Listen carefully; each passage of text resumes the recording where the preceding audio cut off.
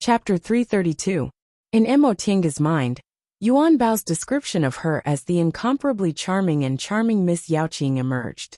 This kind of appearance was indeed worthy of the words incomparably charming and charming.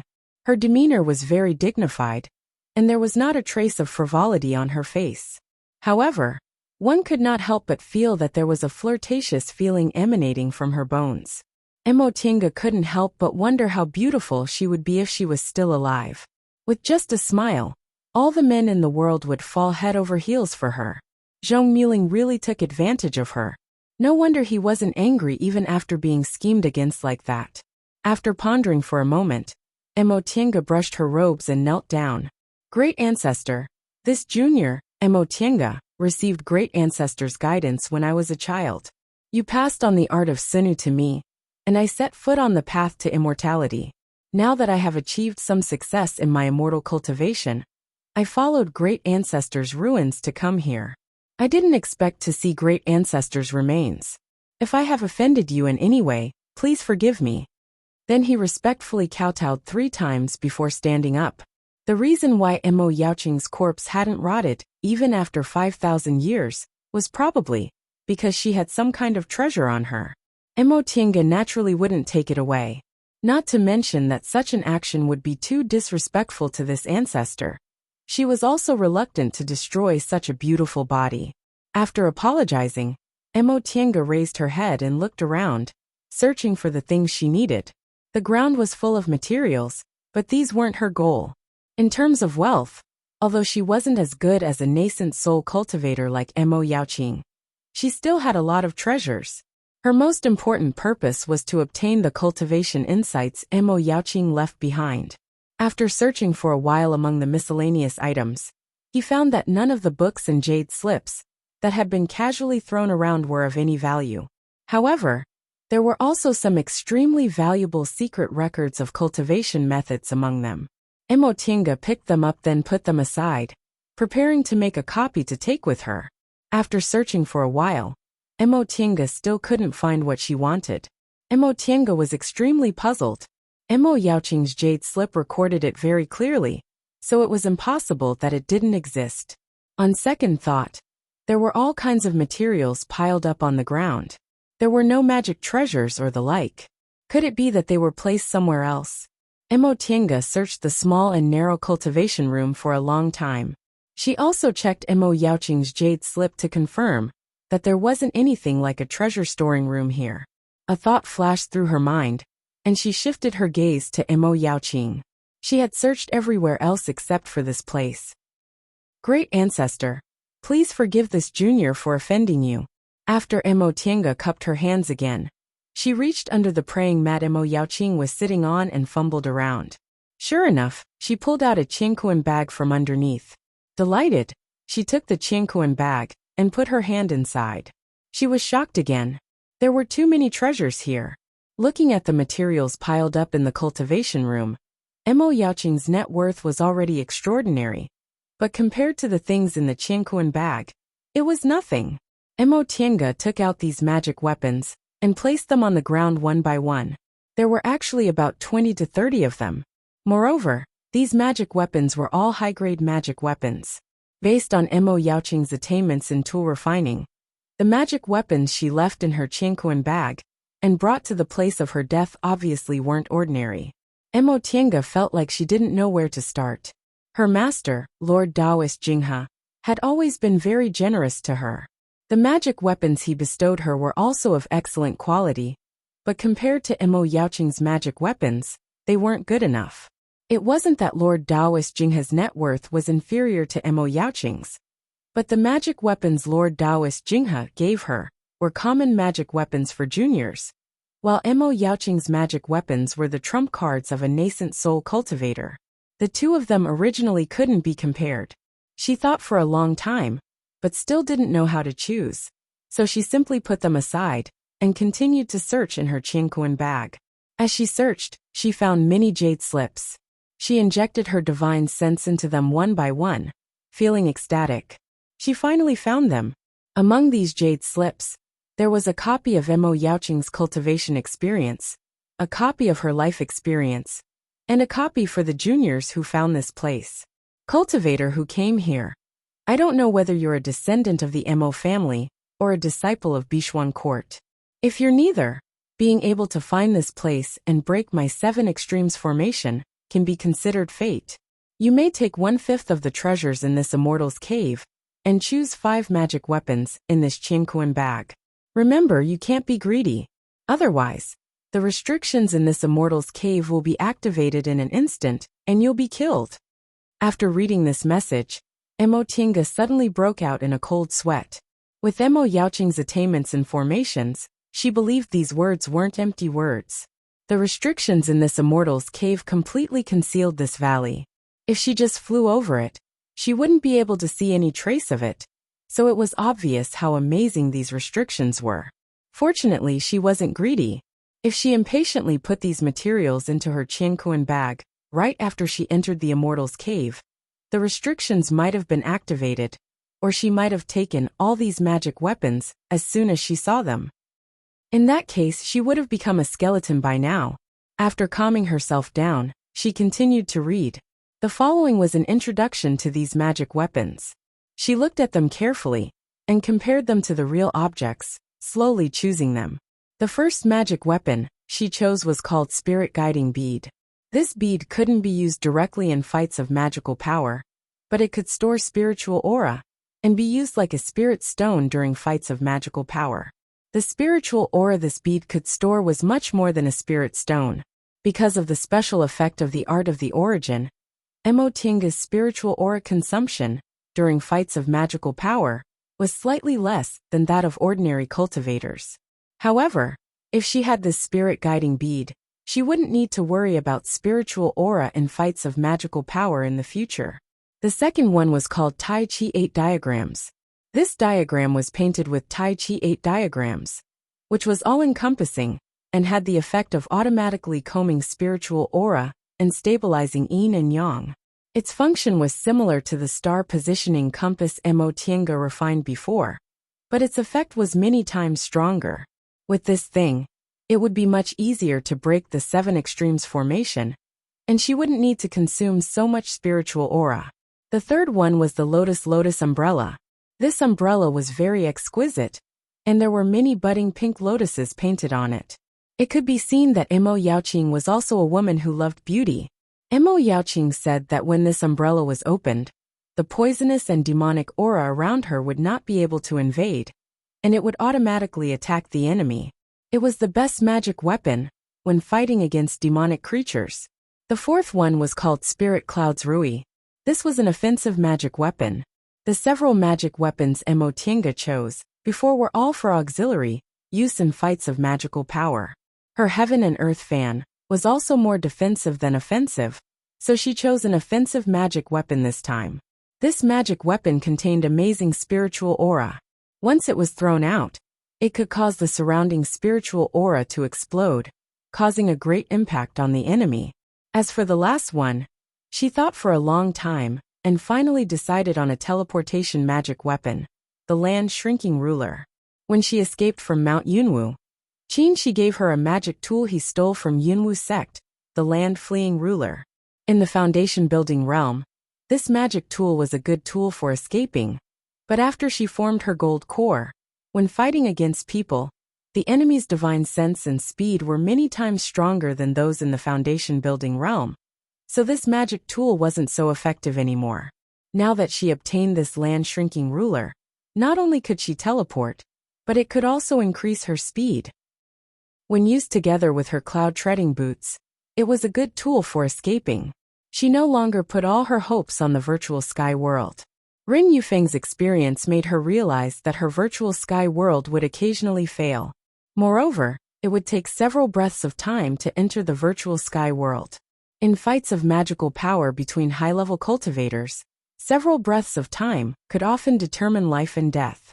After she finished choosing her magic weapon, Mo Tinga copied all of Mo Yaoqing's books and jade slips, regardless of whether they were useful or not, then put them into her Qianquan bag.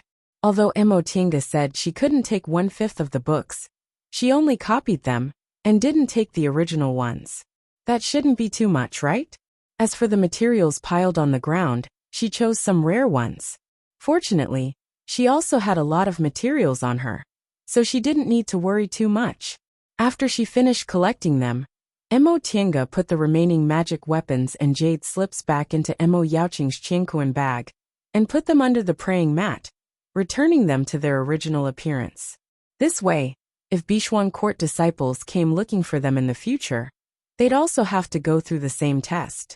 After doing all this, Mo Tiange once again knelt in front of Mo Yaoqing's corpse.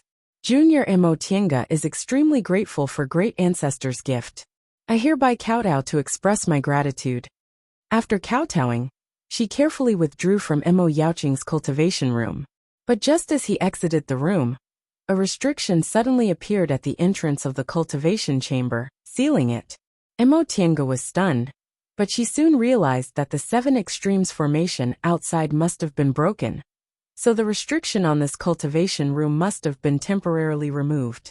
When she withdrew from the cultivation room, the restriction automatically restored itself. She was both shocked and regretful. She was shocked because she knew a lot about the Tao of formations. She knew that it wasn't difficult to set up a powerful formation, but it was quite difficult to make it automatically restore itself after it was broken. In that case, the so-called breaking of the formation was nothing but a test for the junior. Mo Yaoqing's attainments in formations were actually far superior to hers. Fortunately, she copied all of Mo Yaoqing's jade slips and books. If she studied them slowly, she should be able to learn the secrets of formations. She regretted that she didn't plan to leave the island immediately. The reason why she withdrew from the cultivation room was because she felt it was a bit disrespectful for her to study Mo Yaoqing's corpse inside. She didn't expect that by retreating, she would tacitly admit that she'd already made her choice, so the restriction was restored again. If she wanted to enter again, she would have to break the formation again. However, if she tried to break the formation again, it would take a lot of effort, even if she had the Tai Chi 8 diagrams now. Her main purpose had been achieved, and there was nothing else she needed to take, so she didn't need to waste her effort. Mo Tiange sighed at the restriction at the entrance of the cultivation room, and decided to forget about it.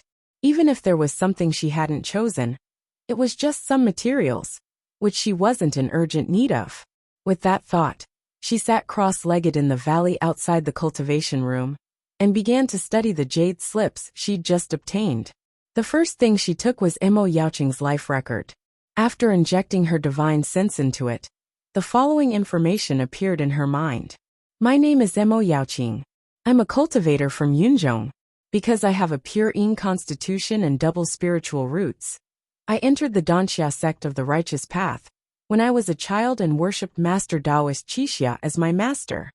Then she recorded some of her experiences in the sect in detail. The more Mo Tiange read, the more surprised she became. According to Mo Yaoqing, Yunzhong was completely different from the celestial pole. In the cultivation world of the celestial pole, aside from Taoist cultivators, there were only a few Confucian cultivators. The devil path was suppressed in the small area north of extraterrestrial devil after the Great War between the righteous and devil path, and the devil path cultivators were only active in the forest south of Kunwu. In Yunzhong, however, the cultivators of Taoist, devil, Buddhist, Confucian and devil path cultivators all lived together. Although Taoist cultivators also occupied an absolute advantage, the various Taoists occasionally had disputes, but usually, they lived in harmony. Yunzhong was extremely large, and had many spirit veins, unlike the celestial pole, which basically had all spirit veins in Kunwu. Therefore, there were also many more cultivators in Yunzhong than in the celestial pole. Chapter 333. Yunzhong was located in the south of the celestial pole. After crossing Kunwu Mountain, the southern forest and the South Sea, one would arrive in Yunzhong. Because there were many demonic beasts in the southern forest, and the East Sea was separated by Demonic Mountain, few cultivators in the celestial pole knew about the situation in Yunzhong. Even those who were knowledgeable only knew that there was a piece of land south of the sea. Over time, people in the celestial pole just called it Shannon, meaning south of Kunwu Mountain. Although Yunzhong and the celestial pole were only separated by the South Sea, only a few cultivators could reach the other land since ancient times. There were countless high-level sea beasts in the South Sea, and it was said that 8th or 9th rank sea beasts were not uncommon. Sea beasts above the 5th rank could generally fly. 8th or 9th rank sea beasts were equivalent to human cultivators in the early or middle stage of the nascent soul realm. Once one was entangled by these high-level sea beasts in the sea, even a nascent soul cultivator would find it difficult to escape. In addition, the weather in the South Sea was unpredictable, and gales and tsunamis were common, which added a lot of variables to crossing the South Sea. According to Mo Yaoqing, Yunzhong was a bit bigger than the celestial pole. Most importantly, it had a lot of spirit veins distributed everywhere, so there were also a lot of cultivators. In Yunzhong, cultivation was a very common thing, and mortals were also very enthusiastic about it, although most of them could only cultivate a little spiritual aura, and couldn't even reach the first layer of the aura refining realm. This was different from the celestial pole. In the celestial pole, because Kunwa Mountain had the largest spirit veins, there were only some weak spirit veins in the secular world, so 80% of cultivators gathered in Kunwa Mountain. Most mortals in the secular world only heard about the legends of immortals, and didn't know much about cultivation. Because of the prevalence of cultivation, there were a lot of high-level cultivators in Yunzhong. Ordinary small cultivation groups had 1 or 2 nascent soul cultivators, and big cultivation groups even had more than 10 nascent soul cultivators. Seeing this, Mo Tiange was very surprised. Tiandao sect was the biggest cultivation group in the celestial pole, but in its heyday, it usually only had 6 or 7 nascent soul cultivators, and never had more than 10. If there were more than 10 nascent soul cultivators, the sect should have tens of thousands of disciples, which was quite incredible for the celestial pole. Yunzhong's cultivation resources were also very rich, because Yunzhong was accessible in all directions. In the south was the returning ruined sea, in the east was the Yuanzhou continent, and in the west was Shaoyang. Except for the celestial pole in the north, which was too dangerous to set foot in due to the sea, Yunzhong had connections with all the nearby continents. This scene greatly broadened Mo Tiange's horizons. Living in the celestial pole, she thought other places were like the celestial pole, where it was difficult to communicate with the outside world. But it turned out that there were places like Yunzhong that were accessible from all directions, and could come and go at will. The sect Mo Yaoqing entered was called Danxia sect, and it was also a Dao cultivation sect. Even in Yunzhong, cultivators were the most numerous among all kinds of cultivators. They, along with Buddhist and Confucian cultivators, were known as the righteous path. Danxia sect could also be considered a big sect in Yunzhong. When Mo Yaoqing was there were 9 nascent soul cultivators, more than 80 core formation cultivators and 10,000 disciples. After describing the general situation in Yunzhong, Mo Yaoqing began to record what she had experienced one by one. As Mo Tiange read, she sighed with emotion. For female cultivators, being too beautiful wasn't a good thing. Mo Yaoqing's spiritual roots weren't bad, and coupled with her pure Yin constitution, she became a disciple of Master Taoist Qixia, a nascent soul cultivator. In Yunzhong, titles were very casual, unlike in the celestial pole, where core formation cultivators were called Master Taoist and nascent soul cultivators were called Lord Taoist. Master Taoist Qixia was also a female cultivator. After she accepted Mo Yaoqing as her disciple, she valued her very much. Therefore, for more than 100 years, Mo Yaoqing had always been a proud daughter of heaven. She had excellent qualifications, a high status, and a beautiful appearance. Not to mention in Danxia sect, she was also famous in the entire righteous path. Some people even gave her a nickname, Yaotai Fairy. However, Mo Yaoqing was dismissive of this reputation. Under the reputation of Yaotai Fairy, no one saw her exceptional intelligence. She comprehended spells very quickly, and had a unique understanding of Taoist scriptures.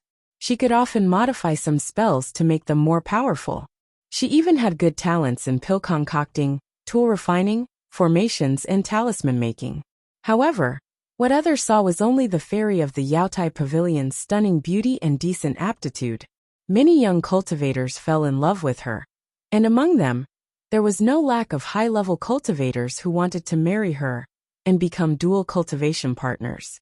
But to Mo Yaoqing, these only added to her troubles. Because she was beautiful and looked around, many cultivators thought they were in love with her. If they talked to her or saw her smile, they would think she had feelings for them, so they would come to pester her. If she didn't pretend to be nice to them, those male cultivators would think she seduced them first, and then turned her back on them later. Because of this, Yaotai Fairy's reputation became worse and worse. There were always people who said she played with people's feelings and acted unrestrained. Over time, Mo Yaoqing couldn't stand being annoyed and hated male cultivators even more. She put all her heart and soul into cultivating and didn't leave her immortal's cave. Only then did the rumors gradually die down. Mo Tiange felt it was unfair for her. She had seen Mo Yaoqing's body. She looked dignified and serious, but she still gave people a feeling of infinite charm. Mo Yaoqing's description shouldn't be exaggerated. Even if she didn't mean it, people always thought she deliberately seduced them. With the appearance of a fairy and the charm of a seductress, it would be strange if those male cultivators didn't go crazy for her. Mo Yaoqing was actually quite proud of herself. Her qualifications were good, but her wisdom was amazing. Her understanding of spells was unique, and cultivators in the same realm often couldn't compare to her. However, these cultivators who were inferior to her always said she played with people's feelings and was fickle, which made Mo Yaoqing feel even more disgusted. In her mind, these cultivators were as stupid as pigs and loved to stir up trouble. They weren't worthy of her even a second glance. Mo Tiange stared at the contempt in Mo Yaoqing's words and thought to herself, no wonder Mo Yaoqing never fell in love with any man in her life. Even Zhong Muling, who's fated to be her husband, only had a good impression of her. Her wariness towards men is really deep-rooted. Mo Yaoqing formed her gold core when she was more than 100 years old. She originally thought those rumors should be far away from her. After all, after advancing to the core formation realm, one would be a high-level cultivator. Who would dare to talk about high-level cultivators? Who would have thought that her big crisis would come at this time? Her master naturally wouldn't tell anyone about her pure Yin constitution. Aside from several nascent soul martial uncles, and the disciple who led her into the sect, no one else knew about it. Mo Yaoqing had always been against male cultivators, so she never thought about dual cultivation. She had long forgotten about her pure Yin constitution, but right at this time, the head Grand Supreme Elder of the sect suggested to her that she should perform dual cultivation with his blood-related junior. This Grand Supreme Elder's blood-related junior was also a core formation cultivator, so her aptitude wasn't bad. However, Mo Yaoqing was a prideful person, and she despised male cultivators very much, so how could she agree? Seeing that she didn't comply, the Grand Supreme Elder didn't force her at first. Instead, he let her master try to persuade her. Mo Yaoqing recorded, I'm indebted to master, and I also understand her suffering. However, it's absolutely impossible for me to perform dual cultivation with someone else. Most men in this world have lust in their hearts, but they don't dare to admit it, and can only push the blame onto women. It's hateful that I didn't understand what a pure Yin constitution means until now. Unable to persuade her, the Grand Supreme Elder gradually lost his patience. Mo Yaoqing noticed this, so she pretended to be unwilling and made many requests to the Grand Supreme Elder. Seeing that she was willing to give in, the Grand Supreme Elder was delighted and agreed to all of her requests. Then, taking advantage of their momentary negligence, Mo Yaoqing escaped from Danxia sect.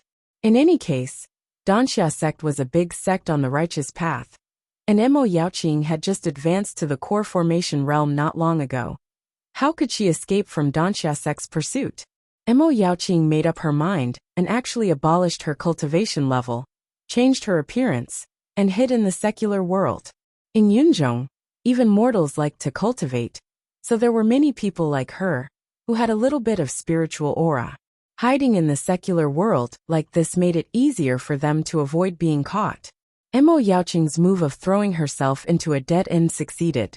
She evaded Don Xiaosek's pursuit and successfully left Don Xiaosek's sphere of influence. Then she found a small place, hid, and started to cultivate again. Seeing this, Mo Tiange was extremely shocked. It was true that cultivation level could be abolished, but what kind of willpower did that require? This almost completely destroyed her dantian and meridians. If she didn't have enough willpower, she would probably die from the pain. Besides, Mo Yaoqing abolished her cultivation level on her own. How many people in this world would be willing to abolish the cultivation level they had painstakingly cultivated? To cultivate again, it might be twice or even 10 times more difficult than before.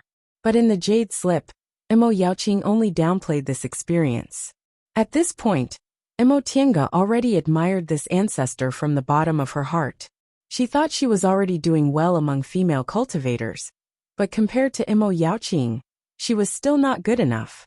Although she lost her cultivation level, Mo Yaoqing still had her family treasures. She was a nascent soul cultivator's disciple in Danxia sect, so she had a lot of offerings. Moreover, before she escaped, she also asked the Grand Supreme Elder for a lot of treasures, which she took with her.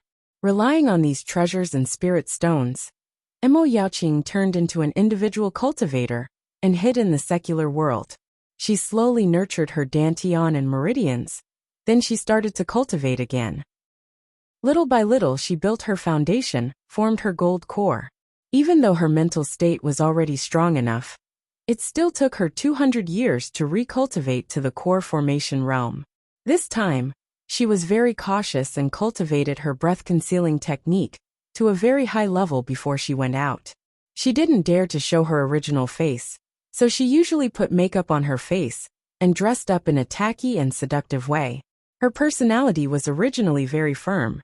After experiencing being forced to perform dual cultivation, she became even more ruthless. Anyone who offended her was killed without exception. If there was anyone who didn't have eyes and coveted her, she would use a secret technique to absorb their cultivation level. Over time, because she often used a magic weapon called the Soul Frightening Bell, she was called the Golden Bell Witch. Relying on her good aptitude and intelligence, Mo Yaoqing cultivated to the peak stage of the core formation realm and began to attack the nascent soul realm. However, because her cultivation level was once crippled, her dantian and meridians were weaker than ordinary people's, so it was very difficult for her to attack the nascent soul realm. But at that time she was no longer young. If she delayed, her chances of advancing to the nascent soul realm would slowly decrease. Mo Yaoqing hated Danxia sect to the bone. She once swore to take revenge on that Grand Supreme Elder and his descendants. So how could she be willing to die like this? Right at that time, she met Zhong Muling and discovered his spiritual roots of the origin. Chapter 334. Mo Yaoqing was a proud person. She didn't want to perform dual cultivation with others because of her self-esteem, not because of her so-called chastity. Her growing age and the increasing number of enemies forced her to make a decision. She was decisive and did what she had to, so she quickly made a decision. In any case, she didn't value chastity, and Zhong Muling was someone she had a good impression of, so why not? Thus, she plotted against Zhong Muling and used the plucking technique to rush into the nascent soul realm in one fell swoop. After she entered the nascent soul realm, Mo Yaoqing went to Danxia sect to cause trouble. She was alone, so she naturally couldn't oppose the entire Danxia sect. So she secretly killed many descendants of that Grand Supreme Elder. This method was indeed a bit ruthless, but Mo Tiange only sighed when she thought of her previous experience. With Mo Yaoqing's qualifications, she formed her gold core when she was 100 years old. If her cultivation went smoothly, she would probably form her nascent soul when she was 300 years old. However, she spent 200 years and suffered unspeakable hardships. If she wasn't smart enough back then, she probably wouldn't have been able to escape the fate of being forced. Of course, Danxia sect still had cultivators in the late stage of the nascent soul realm. Mo Yaoqing, who had just formed her nascent soul, couldn't afford to offend any of them. Moreover, she had many other enemies. Therefore, after venting her anger, Mo Yaoqing made a prompt decision to flee far away.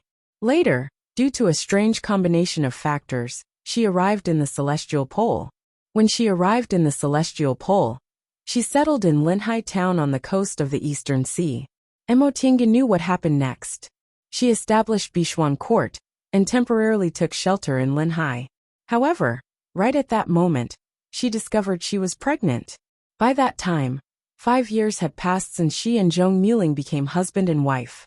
According to common sense, if a woman was pregnant, she would give birth after 10 months of pregnancy. However, Mo Yaoqing was a cultivator, so there was a very small chance of a hidden fetus. The so-called hidden fetus was when the fetus was wrapped in spiritual aura before it developed, so there were no signs of pregnancy.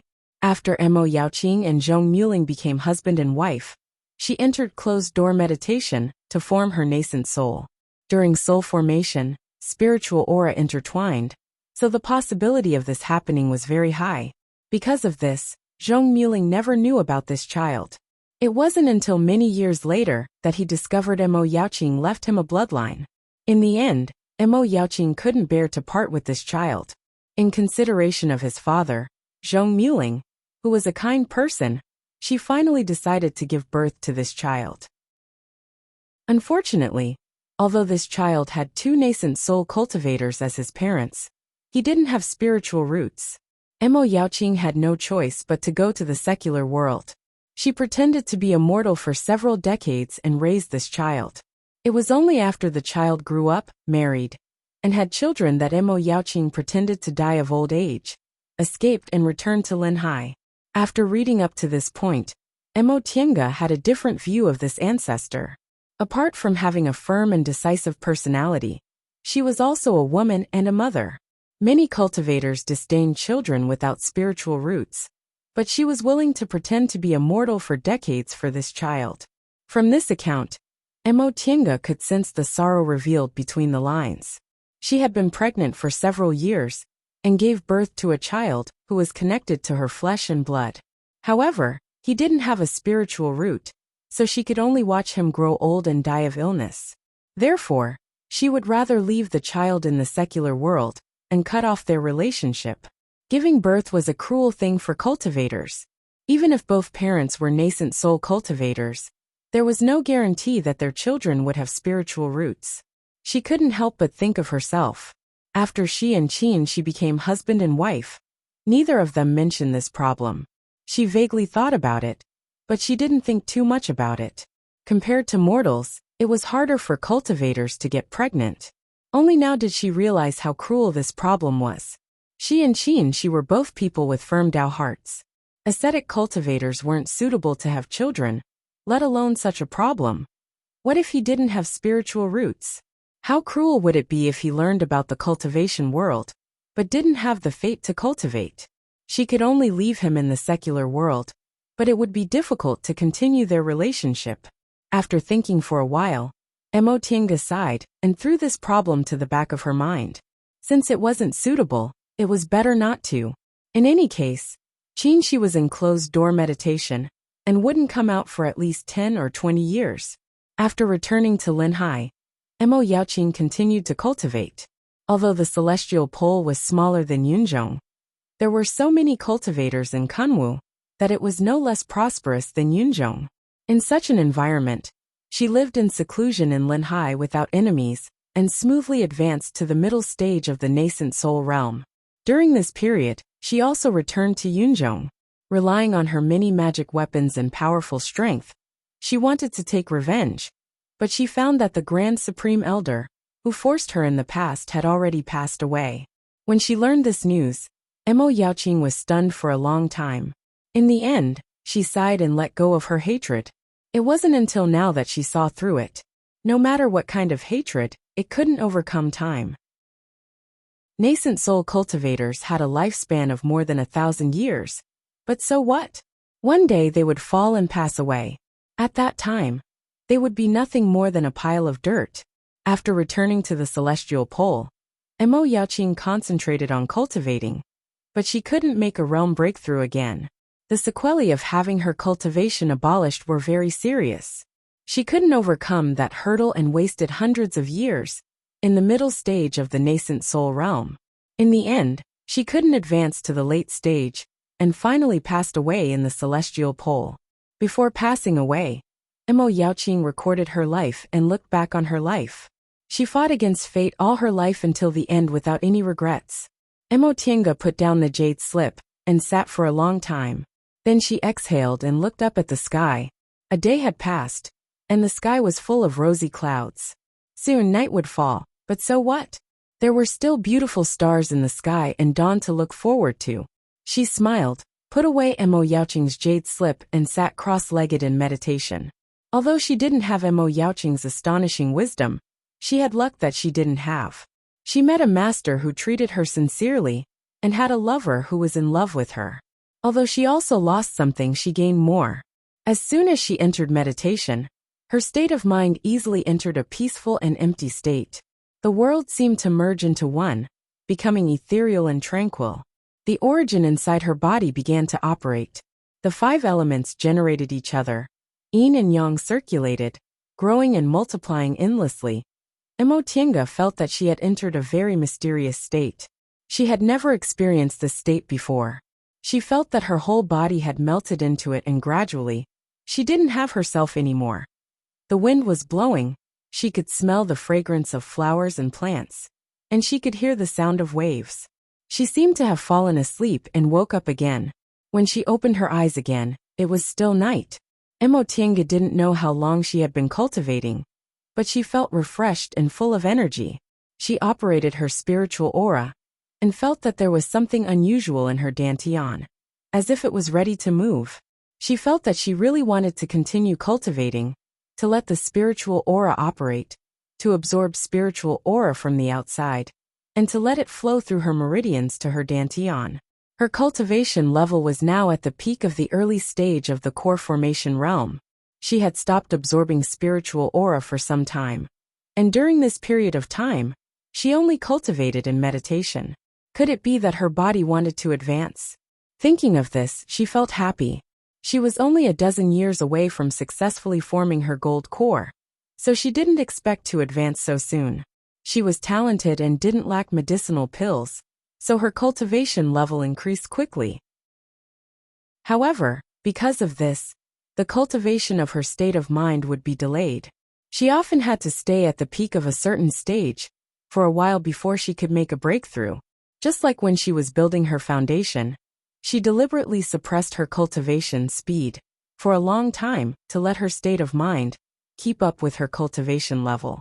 She didn't expect that this time she could advance so quickly. In just a dozen years, she could already advance. Thinking about it carefully, perhaps it had something to do with her reading Emo Yaoqing's life records? Emo Yaoqing remembered everything in detail. During that half a day, she followed Emo Yaoqing in the jade slip, experiencing happiness, sadness, and anger. It was almost equivalent to experiencing Emo Yaoqing's life. During this process, she experienced a lot and also comprehended a lot. Perhaps it was because of this that her state of mind advanced by leaps and bounds, giving her the impulse to advance. Logically speaking, if she wanted to advance, she should enter the virtual sky world. But for some reason, she suddenly wanted to sit here and feel everything Emo Yaoqing had experienced. She did as she said. Emo Tiange laid a simple defensive spirit gathering formation around her, took out several kinds of medicinal pills, sat cross-legged, and began to enter closed-door meditation on the spot. Advancing to a small realm like this was much easier than advancing to the foundation building and core formation realms. Moreover, she was in the depths of the uninhabited Eastern Sea, so Emo Tiange only took a clear sky pill and a constitution-enhancing pill, then closed her eyes and began to absorb spiritual aura. The sun rose and the moon set. The tides rose and fell. Amidst the sound of the waves, time passed day by day. Listening to the rise and fall of the waves, Emo Tiange felt as if she had returned to 5,000 years ago, to the era where that proud and determined woman lived. Nothing was eternal, only time. Mortals would grow old and die, and cultivators would advance and fall. With the passage of time, even the most amazing genius would eventually be submerged in time. They would be covered by the desolate smoke creepers and disappear without a trace. Unless one cultivated to become a true immortal and jumped out of samsara. Only then could one grasp time, grasp eternity, become one with heaven and earth, and never be annihilated. *****. 4 months later, Emotienga opened her eyes. She looked down at herself. Nothing had changed, but the abundance of spiritual aura in her body was far more abundant than before she entered closed-door meditation. In the past 4 months, she had successfully advanced to the middle stage of the core formation realm. Thinking of this, she smiled slightly. Although she didn't advance to the core formation realm earlier than Qin Shi, she advanced to the middle stage of the core formation realm at a younger age than him. She remembered Qin. She said he went to Demonic Mountain not long after he advanced to the middle stage of the core formation realm. At that time, he was already 116 years old. It wasn't that she wanted to compete with Qin Shi, but the gap between their cultivation levels was too big. She needed to catch up to him as soon as possible, so they could advance side by side. Thinking of Qin Shi, Emotienga's thoughts drifted far away.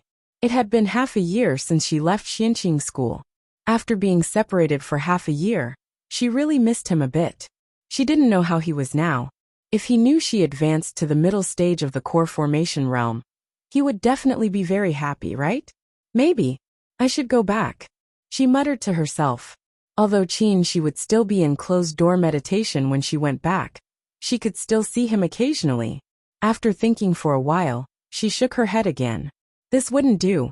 How many closed-door meditation did a cultivator have to go through in their 1,000+ years of life? It was only half a year. If she kept thinking about him, how could she concentrate on her closed-door meditation? He could do it, so she should also do it. But what should she do next? She found Emo Yaoqing's Immortal's Cave and achieved her goal. If she followed her original plan, she should carefully comprehend the cultivation experience Emo Yaoqing left behind. Right, this was the Eastern Sea. Maybe she could comprehend here while hunting some sea beasts? If she could get some beast cores that Kumwa didn't have, they might be useful in the future. Moreover, she could also train her ability in fights of magical powers.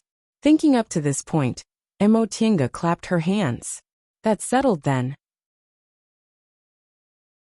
Chapter 335.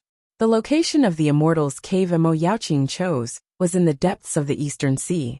Most of the sea beasts that appeared here were in the 5th or 6th rank, and occasionally there were 7th rank beasts. The 5th and 6th ranks were equivalent to the early and middle stage of the core formation realm for human cultivators, while the 7th rank was equivalent to the late stage of the core formation realm, which was just right for Emotienga. Of course, this was the depths of the Eastern Sea. Fighting sea beasts on the sea might be more difficult than on land, but human cultivators were stronger than demon beasts in fights of magical powers, even if they lived in the sea. As long as they didn't run into a group of sea beasts, Emotienga was confident she could handle them. Even if she couldn't defeat them, she could still escape. With that in mind, Emotienga started to make some preparations. For example, what if they were besieged? Moreover, even though she hadn't seen any sea beasts that were above the 7th rank, there might be 8th rank sea beasts that would appear. She couldn't just wait until she encountered one before making her preparations. According to reason, Emo Yaoqing's valley was the best place to hide. With such powerful restrictions, presumably, even 8th rank sea beasts wouldn't be able to rush in. If she couldn't enter the virtual sky world in time, she could just rush inside and stop the sea beasts outside. However, as soon as she came out of the cultivation room, the restriction was immediately restored. Logically speaking, the 7 extremes formation should also be restored. If she wanted to go in again, she would have to break the formation. For this reason, Emotienga had to spend some effort. At first, he wanted to try to open another path in the valley, but he found that the restrictions set by Emo Yaoqing were too powerful. Even if he was inside, it was very difficult to break them. Later, she wanted to modify the 7 ultimate formation. However, as soon as she entered the 7 ultimate formation, she found that she could come and go freely. She was incomparably astonished. The formation had obviously been restored, but the spiritual aura inside was still chaotic, just like when she had first arrived. Why didn't it attack her at all when she entered?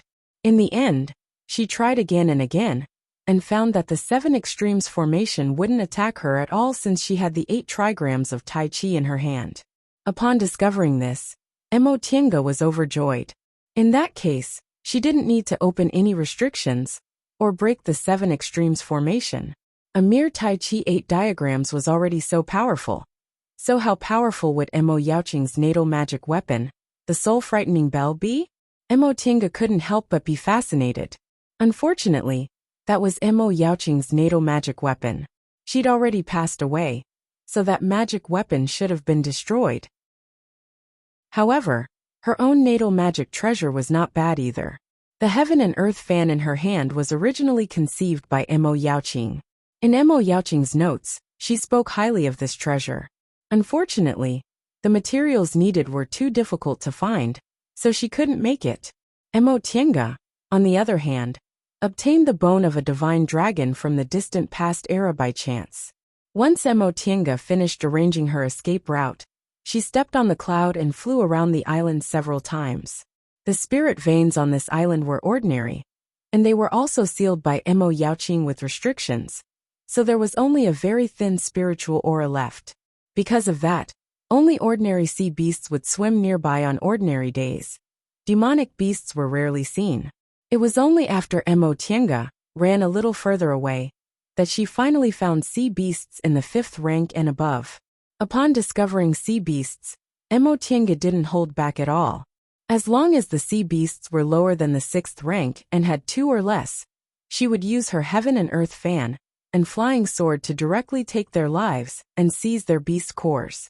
Sea beasts below rank 6 were no match for her. The reason why demonic beasts were so tyrannical was because of their physical bodies. Although human cultivators' physical bodies were much weaker than demonic beasts, they possessed intelligence.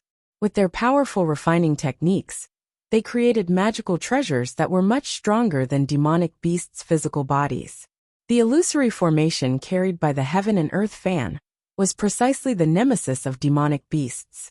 They had low intelligence and couldn't distinguish between real and fake illusory formations.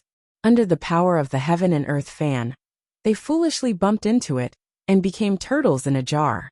The more Mo Tiange killed, the more proficient she became. She gradually understood the various uses of the heaven and earth fan and became handy. 2 months passed quickly. During this time, she hunted 1 sea beast a day on average and had accumulated 50 to 60 beast cores. However, gradually, she couldn't find any sea beasts. In the past few days, she flew very far away from the island, but she still couldn't find any traces of sea beasts. It couldn't be that she killed all the sea beasts in the vicinity, right? Mo Tiange was puzzled. The sea was much wider than the land, so how could there only be so many sea beasts? She forgot that the sea beasts she killed were all high-rank sea beasts. Even if the sea was vast, it was impossible for there to be endless high-rank sea beasts for her to kill in the nearby waters. However, Mo Tiange was somewhat addicted to killing. In order to find sea beasts, she ran farther and farther away. Stepping on the cloud-treading boots, Mo Tiange stared at the calm sea. Suddenly she saw a splash. Her sharp eyes found a cyan tail, and her divine sense suddenly strengthened. Sure enough, a sea beast was diving to the sea at an extremely fast speed. Judging from the spiritual aura emitted from its whole body, it should be a 5th-ranked demonic beast. A flying sword immediately appeared in her hand. With a flick of her sleeve, the flying sword pierced downwards at lightning speed, bringing with it a surge of spiritual aura. It rushed to the surface of the sea and pierced the green-scaled tail. Roar! With a dull roar, the sea beast suddenly jumped out of the sea, swinging its tail and gliding, trying to shake off the flying sword. Sea dragon. Mo Tiange was a little surprised to see the appearance of this sea beast. Of course, sea dragons weren't real dragons.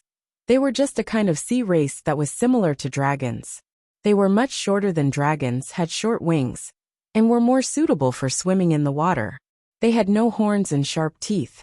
Their bodies were covered with cyan scales, which looked very similar to dragons. Although they weren't real dragons, sea dragons could be regarded as very useful sea beasts.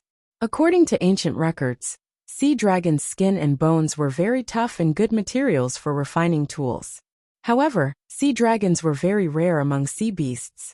She had been busy here for more than 2 months, but she had only seen one sea dragon, and it had escaped.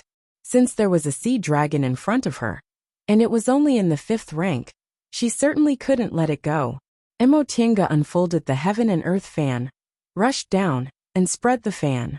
Layers of mountains and rivers pressed down on the sea dragon. The sea dragon's tail was still nailed to her flying sword, so it couldn't dodge. It was immediately covered tightly. Seeing this, Emotinga shook her arm, took back her flying sword, and was about to stab down and kill the sea dragon. At this time, there was a sudden fluctuation at the bottom of the sea, and a powerful spiritual aura came up from the bottom. At the same time, the surrounding sea surged, and the wind and waves were strong. Emotinga furrowed her brows and looked around. Could it be that some kind of powerful sea beast had appeared? The spiritual aura fluctuation became clearer and clearer. Emotinga was sure that it was a 7th rank sea beast. Although it was a little difficult to fight against a 7th rank sea beast, it wasn't impossible. She thought for a moment and decided to kill this sea dragon first, then fight against this 7th rank sea beast. But just as she was about to throw the flying sword in her hand, a voice came to her mind. Stop! Emotinga was shocked. It was a voice transmission through divine sense. This sea beast can actually understand human language? Waves as high as several dozen feet were set off on the surface of the sea. Emotinga had no choice but to fly higher to avoid the waves. At this time, the mosasaurus that she had trapped began to roar and twist excitedly. Then, a sea beast broke out of the water. It was also a sea dragon, but it was much larger than the 5th rank sea dragon she trapped. Its whole body was covered with blue scales, glowing with a faint golden light, and its slender eyes were staring at Emotinga deeply. At this moment, Emotinga felt that this pair of eyes contained endless vicissitudes and wisdom. 7th rank sea beasts should have very low intelligence. Only when they reached the 8th rank could their intelligence be comparable to that of humans. Human. Looking at this pair of eyes, Emotinga heard the voice in her mind again. Don't hurt my children. Looking at this sea dragon, Emotinga narrowed her eyes slightly. This was the first time she had talked to a demonic beast. Who are you? She asked tentatively. The sea dragon floated in the air, gently flicked its tail, and communicated with her again through divine sense. I'm the ancestor of the sea dragons in this area. Oh, Emotinga nodded. You can understand human language? The sea dragon looked at her and opened its mouth. I've lived for nearly 10,000 years. In my early years, I was the spiritual beast of a powerful cultivator, so I also understand human language. A cultivator? The sea dragon shook its head and looked like it was nodding. Yes, this cultivator has died. After his death, the spiritual beast contract expired, and I was free. I've lived here for thousands of years. Hearing this, Emotinga narrowed her eyes. Thousands of years, a powerful cultivator, and a spiritual beast. Could it be Emo Yaoqing's spiritual beast? But she didn't ask immediately. Instead, she asked, You're just a 7th rank demonic beast. How can you live for so long? The sea dragon said, Our sea dragon clan has the bloodline of the primordial divine dragon, so we're different from these low-ranked demonic beasts. This sentence was full of pride. Obviously, it was very proud of its bloodline. The lifespan of demonic beasts is different from you humans. Besides, the lifespan of us sea dragons is far longer than that of ordinary demonic beasts. It's very common for us to live for tens of thousands of years at most. I see. The sea dragon nodded and looked at the little sea dragon, who was still trapped in her heaven and earth fan. Human, you've been here for several months. In these months, you've killed most of the high-ranked demonic beasts in this area, and almost killed a member of our sea dragon clan. If you go on like this, all the high-ranked demonic beasts in this area will be killed by you. At that time, you'll attract a catastrophe. What catastrophe? Emotinga asked. The relationship between humans and demonic beasts was one of killing, and the other being killed. So she was not bound by morality, and didn't feel that she had done anything wrong. The sea dragon said. Our sea clan still has a group of 7th-rank sea beasts that haven't been dispatched. Your behavior has angered us. If you go on like this, we'll besiege and kill you. Emotinga smiled and said, If you can kill me, I won't have anything to say. The sea dragon blinked and anger appeared in its eyes.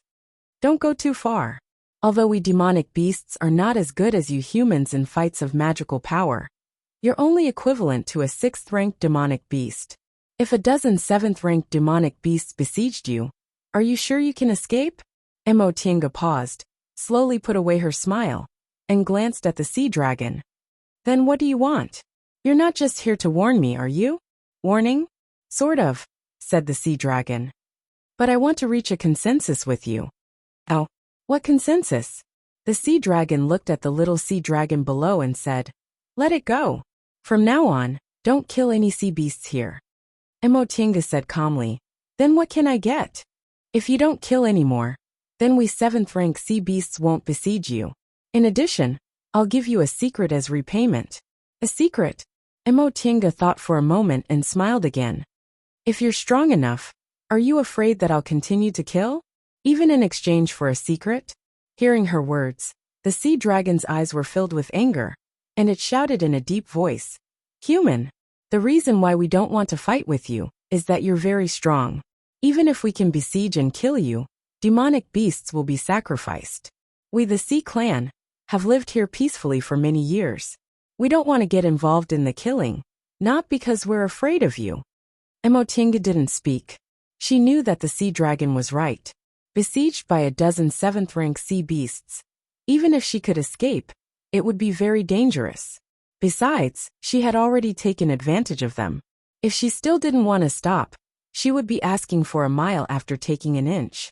But although she thought so, she couldn't show weakness in words. She smiled slightly and looked into the sea dragon's eyes without fear. Well, I admit you're right. I don't want to fight with a dozen 7th-rank sea beasts. But I'd like to hear your secret and see if it's worth it for me to stop. Chapter 336. The sea dragon didn't answer immediately. Instead, it looked down at the little sea dragon trapped in the heaven and earth fan's illusory formation. Let it go. Emotinga raised her hand, and the heaven and earth fan returned to her hand. The illusory formation suddenly disappeared. The sea dragon roared at the little sea dragon. The little sea dragon looked up, nodded, dived down, and disappeared into the water. You can say it now. Human, please swear to keep your oath and stop killing the nearby sea clans. Only then will I tell you my secret. Emotinga smiled. If you don't tell me your secret, how will I know if it's worth my oath? The sea dragon's eyes were filled with anger. Are you so confident in your strength? Emotinga waved the heaven and earth fan in her hand and said lightly, It's been so many days, but you haven't united. I think you sea clans usually kill each other, right? A group of enemies who hate each other. Even if I can't beat them, it's not a problem for me to escape.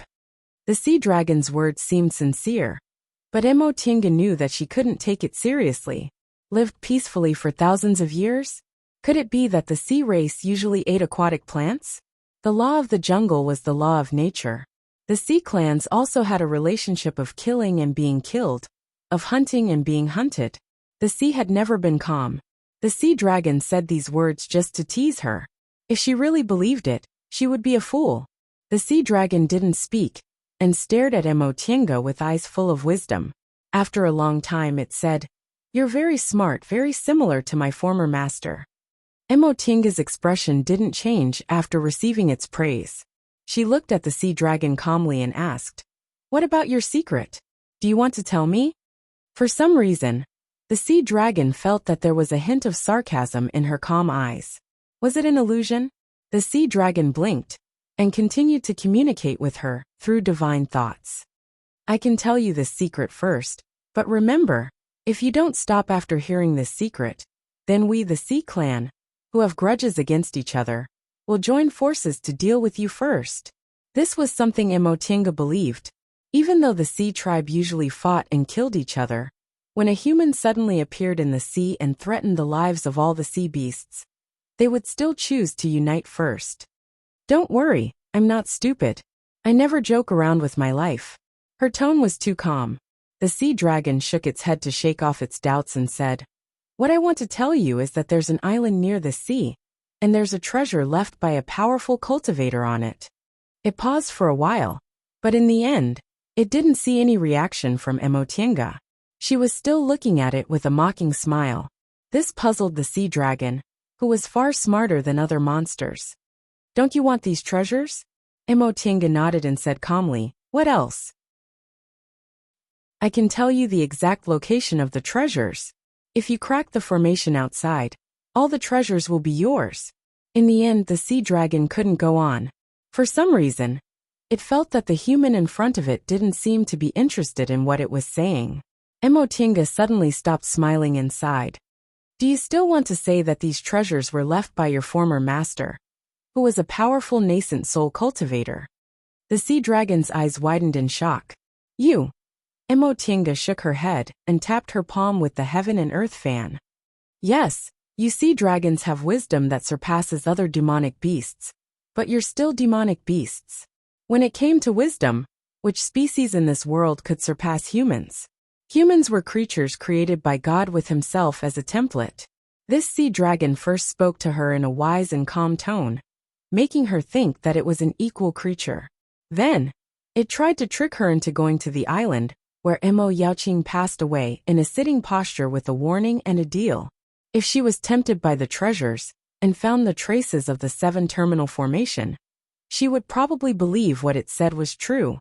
At that time, even if she didn't die under the 7-terminal formation, she would still enter Emo Yaoqing's cave, and think that she could take everything away. Then she would die without a burial place. If she hadn't come to find Emo Yaoqing's immortal's cave, and had already found it, she might have fallen into this trap. Therefore, this sea dragon easily deceived her and killed her. No wonder Emo Yaoqing wanted to accept this sea dragon as a spiritual beast. Such wisdom was no less than that of most human beings. Seeing her scrutinizing gaze sweep over it, the Mosasaurus straightened the green scales on its back, instantly ready to fight. Seeing this, Emotinga smiled and opened the heaven and earth fan. "Why don't you call your allies? Or have you not had time to form an alliance?" There was anger in the sea dragon's eyes. "Don't think that we demonic beasts can't beat you just because you're a human. You're only in the 6th rank, but I'm already in the 7th rank. It's not that easy to defeat me. Then let's try." The smile on Emotinga's face disappeared. She gently waved her sleeves, and the art of primordial spirit formed a spiritual aura shield around her. She was sure that the sea dragon was here to scare her off.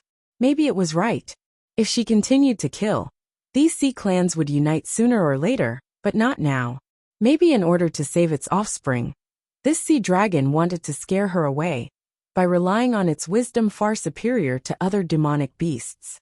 It even wanted to lure her into a trap and kill her in one fell swoop. Even if this sea dragon might have been Emo Yaoqing's spiritual beast, it was now a demonic beast. If she really thought it was as wise and calm as it appeared, she would have no chance to regret it. The demonic beast's instinct made the sea dragon choose to attack as soon as it saw Emotinga use the spiritual aura shield. It swung its tail, and huge waves rose to the sky. The sea dragon had the blood of the divine dragon, an ancient divine beast, and a divine dragon could call the wind and summon the rain. But these waves didn't get close to Emotinga. The spiritual aura shield of the art of primordial spirit kept these waves outside. Seeing this, the sea dragon opened its mouth, and a water spell rushed toward Emotinga. Emotinga waved the heaven and earth fan, and the mountain water in the fan suddenly turned into a solid object and pressed down on the sea dragon. The sea dragon swung its tail, jumped into the air, and jumped out of the range of the heaven and earth fan. Emotinga was a little surprised. A 7th-rank demonic beast was really much stronger. With the treasures she had killed all the 5th-rank and 6th-rank sea beasts she encountered in the past few days. But this sea dragon easily avoided her heaven and earth fan. The next moment, the sea dragon swung its tail, and a huge spiritual aura pressed down. Emotinga took out the white silk handkerchief and wrapped it around her body, leaving a white trace. The handkerchief turned into a mist and firmly protected her, making the spiritual aura return in vain. Then, the heaven and earth fan in her hand unfolded again. This time, instead of mountains and rivers, there was a clear cry, and a spirit crane flew out and rushed straight to the sea dragon. The sea dragon was taken aback. It was a little uncertain whether this was real or an illusion. Although its intelligence was no less than that of ordinary people, it needed knowledge of formations to distinguish illusions. In this regard, it was obviously no different from ordinary demonic beasts. In the end, it chose to avoid it. Emotienga was already waiting here. She waved the heaven and earth fan again, and the mountains and rivers loomed. The sea dragon couldn't avoid it, so in an emergency, it could only open its mouth and bite down. Emotienga's eyes were cold. A light flashed in her hand, and the spirit cloud's rui was instantly thrown out. With a boom, the surrounding spiritual aura suddenly exploded. Ouch! The sea dragon screamed in pain and rolled in the air. It avoided the crane and blocked the heaven and earth fan, but it couldn't avoid the spirit cloud's rui. Emotienga waved her sleeves, took back the spirit cloud's rui, and slowly closed the heaven and earth fan. She didn't want to take the opportunity to kill it. After a while, the sea dragon recovered and stopped rolling. At this time, its blue scales were full of blood. If it were any other time, it would immediately escape to the bottom of the sea. But the thing that just injured it made it stop. It stared at Emotienga with vigilance and a trace of doubt. What was that thing you just now? Emotienga held up the spirit cloud's rui in her hand and asked with a smile. Is it this? The sea dragon blinked, and there was shock in its eyes. This is you. Emotienga stopped smiling, looked straight at it, and asked, was your former master surnamed Emo? The sea dragon wanted to wave its tail, but the power of the spirit cloud's rui just now had already injured it, so it could only continue to blink. Have you been there? Emotienga sighed and put away the spirit cloud's rui. My surname is also Emo, she said. I came to find the cave on that island. The sea dragon looked in the direction she pointed, turned back and was shocked. You passed the test? Emotienga smiled. You really know about the test. Just now you wanted to trick me there, and use your master's trap to kill me, didn't you? The sea dragon was silent. After a while, it said, we sea dragons are smarter than ordinary demonic beasts. In the past, my master accepted me as a spiritual beast precisely because I was far smarter than ordinary demonic beasts. There's nothing I don't know about my master. Any demonic beast with the bloodline of the primordial divine beasts would be smarter than ordinary demonic beasts. Emotienga also knew this. This sea dragon had lived for nearly 10,000 years, but it was only at the 7th rank. It could be seen that Emo Yaoqing accepted it as a spiritual beast not because of its fighting power. In this case, what it said should be true. The sea dragon moved its head, and its intelligent eyes focused on Emotienga again. Human, are you my master's successor? Sort of, Emotienga said softly. She's my great ancestor. Great ancestor? There was confusion in the sea dragon's eyes.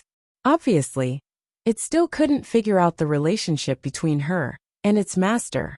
However, this didn't prevent it from understanding. It turned its head and said in a much calmer tone, since you're my master's successor, then I believe you. Emotienga smiled. Your master has already passed away, and the spiritual beast contract between you and her has also expired. Why are you still willing to believe me? The sea dragon glanced at her calmly and said, I still want to make a deal with you. I'll use a secret in exchange for you to stop. Aren't you afraid that I won't take the oath after hearing your secret this time? The sea dragon paused for a while, looked at the island in the distance where Emo Yaoqing passed away, and said, this is my master's secret. Since you're my master's successor, you're qualified to hear it. Emo Yaoqing's life was recorded on that jade slip. What other secrets were there in the depths of the East Sea? The sea dragon said slowly, the secret about how my master came here. Emotienga was stunned. The secret about how Emo Yaoqing came to the celestial pole from Yunzhong. This was indeed the only thing she hadn't recorded clearly in the jade slip. Chapter 337. Wait! Emotienga stopped what the sea dragon was about to say. How do I know you're not lying to me this time? The sea dragon opened its mouth and froze. After a while it said, but you beat me, but you didn't kill me. It thought that for humans, this behavior was a show of kindness. Emotinga said lightly, I didn't kill you because you used to be my great ancestor's spiritual beast. For the sake of my great ancestor, since you're not a threat to me, I don't mind letting you go. This sentence made the sea dragon feel Emotinga's strong confidence. It couldn't help but ask, then you, but for the sake of my great ancestor, are you also kind to me? Emotinga looked straight at it. After all, the spiritual beast contract has expired. You're just a demonic beast to me now. The sea dragon floated in the air, and its eyes became distant. Its injuries were not light, and tiny drops of blood kept dripping into the sea. Although we demonic beasts are hostile to humans, we'll be grateful if a human saves us, the sea dragon said calmly. 6,000 years ago, I lived in the sea of returning ruins. My whole clan was slaughtered, and I was almost killed. It was my master who saved me. So, I was willing to sign a spiritual beast contract with her, and become her spiritual beast. Emotinga's eyes moved. She put her hand into her chinkuan bag, took out a jade bottle, and threw it over. Eat it. Your injuries are very serious. The sea dragon opened its mouth and bit the jade bottle. There was doubt in its eyes. I also want to make a deal with you. The sea dragon shook its head and didn't speak. I know that demonic beasts like you don't have medicinal pills to eat, so your cultivation is much slower than that of humans. Moreover, the most difficult hurdle for demonic beasts is the 7th rank to the 8th rank. If you can pass it, you can transform and become a real spiritual creature. But if you can't, you'll always be a demonic beast. Emotinga raised her eyebrows and said proudly, I can give you medicinal pills that may help you successfully advance to the 8th rank. But in exchange, you must let your descendants sign a spiritual beast contract with me, and tell me that secret. Emotinga smiled. Of course, the medicinal pills you're biting are not part of the deal. They're just for you to heal. The sea dragon didn't communicate with her again. A trace of doubt flashed in its eyes. But soon, it bit the jade bottle and swallowed all the medicinal pills inside. Subsequently, a faint layer of spiritual energy appeared around its body, wrapping around its wounds. Then, the wounds lit up with a white light, and in the white light, the wounds healed at a speed visible to the naked eye. After a while the light dissipated. The sea dragon turned its head, wagged its tail and said, Thank you, my injuries are much better. Emotinga smiled. Can we talk about our deal? The sea dragon hesitated for a moment and said, Our sea dragon clan is very happy in this sea. I don't want my descendants to become the spiritual beasts of human cultivators again. In the face of this answer, Emotinga smiled. Even if I give you medicinal pills that can help you advance to the 8th rank? The sea dragon twisted its head and seemed to be struggling. After a while it said, It's not easy for demonic beasts to advance to the 8th rank. I've been with Master for 1,000 years, but I've only advanced from the 5th rank to the 7th rank. No matter how many medicinal pills Master has given me, I've never advanced to the 8th rank. I don't think it's worth exchanging the freedom of my descendants. Hearing this, Emotinga nodded gently. You care about your descendants very much. The sea dragon blinked and showed some kindness. As long as you stop hunting the sea beasts in this area, I'll tell you this secret. It's still valid. Although we sea clans hunt and kill each other, your indiscriminate killing will destroy the balance between us.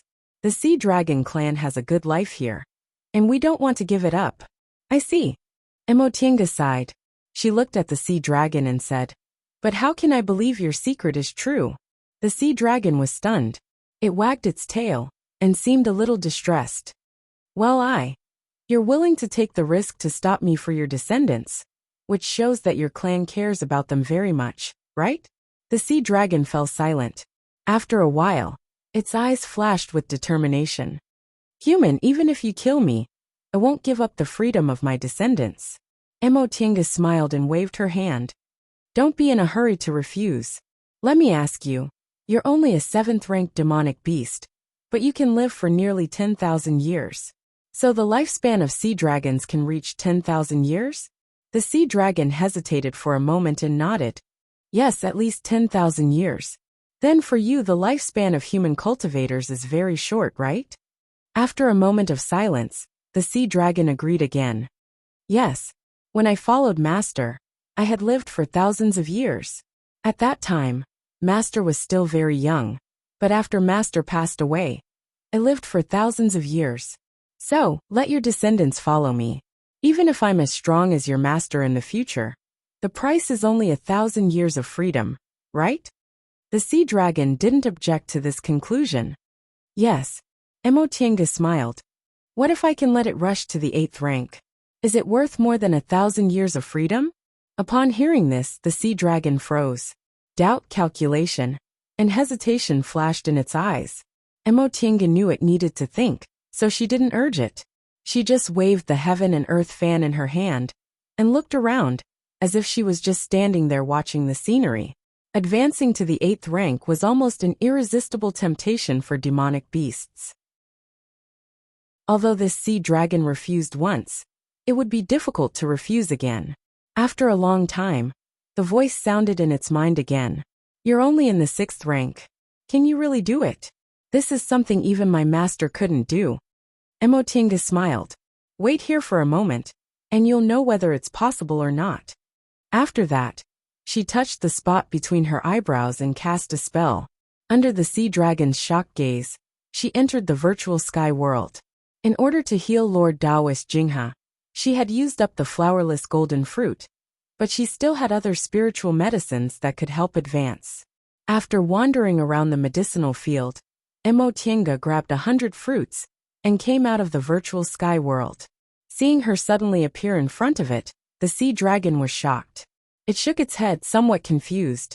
Did humans invent some magic arts again? But then its eyes were attracted by the 100 fruits in Emotienga's hand. Although it had lived in the sea for a long time, it didn't prevent it from seeing that this was a 10,000-year-old spiritual fruit. The 10,000-year-old spiritual fruit contained a huge amount of spiritual aura. If it ate it, it was very likely to break through to the 8th rank in one fell swoop. Seeing the sea dragon's shocked look and its undisguised stare at the fruit in her hand, Emotienga smiled.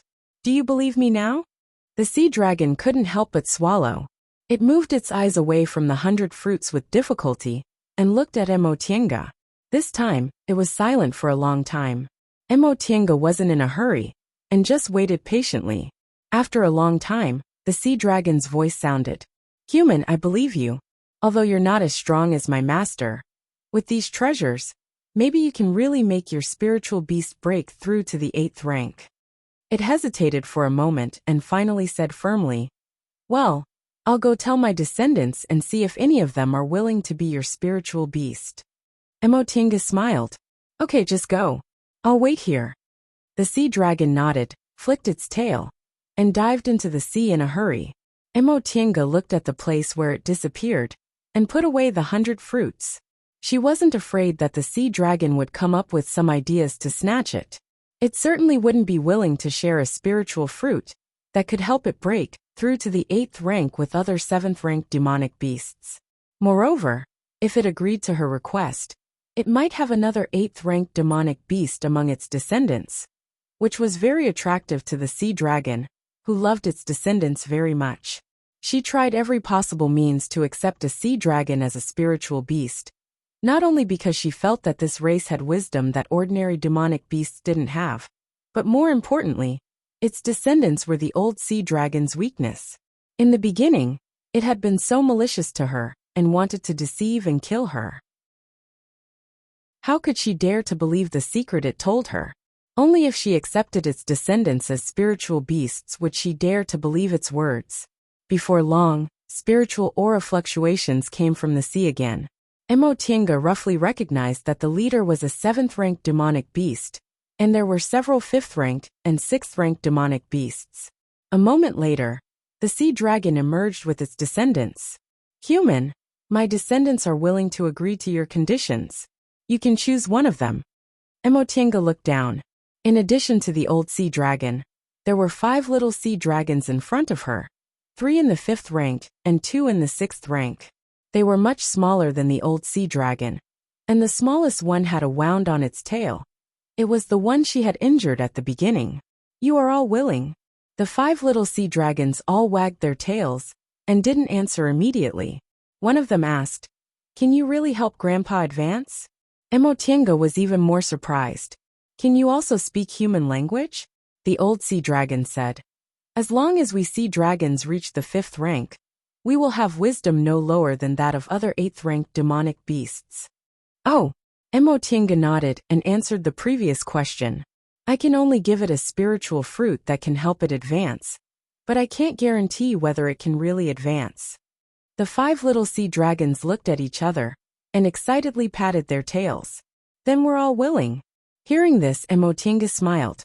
It seemed that not only did the old sea dragon love its descendants, but its descendants also respected their ancestor very much, which made her feel relieved.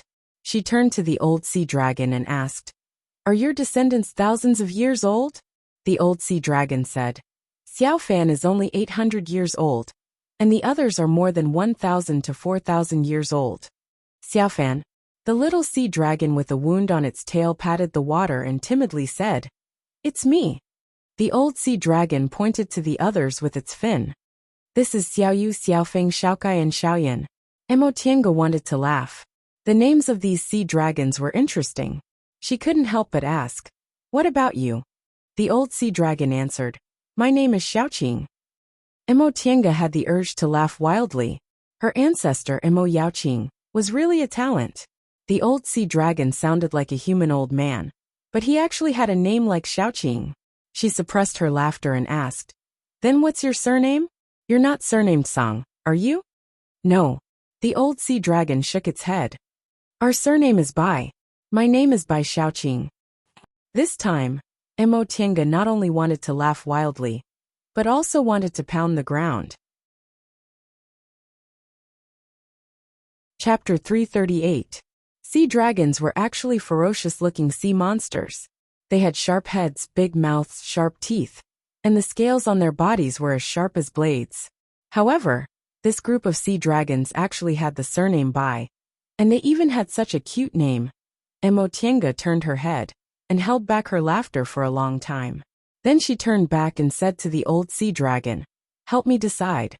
As long as it's your offspring, I'll take it."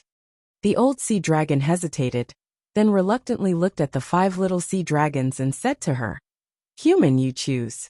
They're all the same to me. It's hard for me to choose." Upon seeing its expression, Emotienga no longer forced it. She nodded and said, "I'll take this one." The one she picked was the youngest sea dragon by Xiaofan. Seeing that it had been hit, the other 4 sea dragons surrounded it and roared at the same time.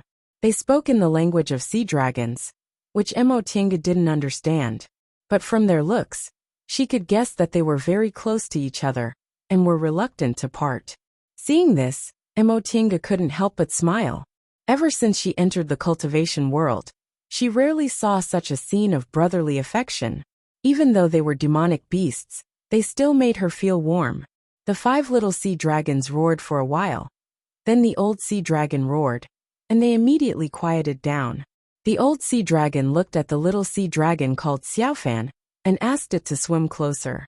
Then it turned to Emotienga and said, "Okay, human, you can sign a spiritual beast contract with my child." Emotienga looked at the little sea dragon in front of her. Its tail was still injured, and it looked at her timidly. She knew that the little sea dragon almost died under her flying sword, so it must be afraid of her. But it didn't matter. As long as they signed a spiritual beast contract, the little sea dragon would trust her. Emotienga closed her eyes and gathered her divine sense. The reason why he chose this little sea dragon was that it was the weakest among all the sea dragons, and its divine sense was also weak, so it would be easier to establish a spirit beast contract. Secondly, it was only 800 years old, but it already had a cultivation of the 5th rank, which showed that it was extremely talented among demonic beasts. Her divine sense came into contact with Bai Xiaofan. Under strong pressure, Bai Xiaofan obediently signed a subordinate contract with Emotienga. From this moment on, Emotienga was its master. They weren't allowed to hurt each other, until their spiritual beast contract was dissolved, or until one of them died. Seeing that Emotinga opened her eyes, and the fear in Xiaofan's eyes faded, Old Sea Dragon by Xiaoqing was surprised. So fast. The fact that they finished signing the spiritual beast contract so quickly could only mean that Emotinga's divine sense was much stronger than Xiaofan's. Xiaofan was a demonic beast equivalent to a human in the early stage of the core formation realm. Although its divine sense wasn't as good as a human's, it wasn't much weaker. Emotinga, on the other hand, was only in the middle stage of the core formation realm. Emotinga smiled and waved at Xiaofan. Xiaofan was still timid, but it was no longer afraid of her. It obediently approached her and said, "Master, we've signed a contract. Can you give the spiritual fruit to my grandfather?" Of course. Emotinga took out a healing medicinal pill and threw it into its mouth. "Wait here for a moment." After that, she touched the space between her eyebrows again. After several breaths, she entered the virtual sky world and took out 200 fruits. "Here, this is for you." Emotinga handed them to Old Sea Dragon together with the original one. Seeing the 300 fruits, Old Sea Dragon and the 4 little sea dragons' eyes lit up. Old Sea Dragon carefully took them with his fin. With a flash of white light, the 100 fruits disappeared hidden somewhere. Demonic beasts didn't have things like Qianquan bags, but they had their own storage space, which was much more convenient than humans. "Okay, I've given you what I promised. Can you tell me the secret now?" Maybe because of the 100 fruits or because Xiaofan had become her spiritual beast, Old Sea Dragon's voice became a little respectful. "I've told Xiaofan about this in detail. It will tell you." Emotinga nodded. Okay. Xiaofan was now her spiritual beast, so she wasn't worried that this Old Sea Dragon would go back on its word. "Then our deal is complete." Old Sea Dragon didn't answer. He looked at Xiaofan next to her and sighed. Then, the 4 little sea dragons roared again. Xiaofan also roared in response. The 5 little sea dragons gathered together, rubbing their heads against each other, and slapping each other with their fins, as if to express their reluctance to part. Emotinga smiled, and watched them reluctantly say goodbye to each other, but she didn't urge them. After a long time, Old Sea Dragon roared again, interrupting their reluctance to part. Under Old Sea Dragon's scolding, the 4 little sea dragons finally separated from Xiaofan, but they lined up and slapped their tails against the water, as if they were performing some kind of ceremony. Xiaofan looked at them and followed the rhythm, wagging its tail to echo them. After a long time they stopped. Old Sea Dragon turned his head and said to Emotinga, "Okay, human, you can take Xiaofan away." Emotinga nodded gently and saluted them to show respect. "Before I pass away, I'll bring Xiaofan back here to reunite with you. If I'm lucky enough to advance to the deification realm, then as long as Xiaofan asks, I'll also terminate the spiritual beast contract and give it back its freedom. I'll take my leave now." Old Sea Dragon floated on the sea with the 4 little sea dragons. He pressed his fins against his chest and bowed his head to her, which seemed to be the etiquette of sea dragons. Under the gazes of 1 old and 4 young sea dragons, Emotinga flew to the distant island with Bai Xiaofan, and eventually disappeared into the sky. After returning to the island, Emotinga took Xiaofan into Emo Yaoqing's cave, and treated Xiaofan's wound first. Xiaofan's injury wasn't serious. The sea dragon's armor was very tough, and Emotinga wasn't good at using a flying sword. Although her sword had left a wound on its tail, it wasn't to the point where it couldn't move. After taking medicinal pills, the wound quickly healed. Amazing! Xiaofan twisted his head, and was stunned to see the wound on his tail disappear. "It's gone so soon." Old Sea Dragon by Xiaoqing's voice sounded like that of a human old man, while Bai Xiaofan was a human teenager whose voice hadn't changed yet. 800 years old was still a child compared to a 10,000-year lifespan. Emotinga asked with a smile, "You don't have medicinal pills. What will you do if you're injured?" Xiaofan said, "We also have healing herbs at the bottom of the sea, but the effect isn't very good. There are also healing spells. Master, I heard that you humans can concoct medicinal pills. These medicinal pills are magical and can help you advance quickly. Is that true?" Emotinga couldn't help but laugh.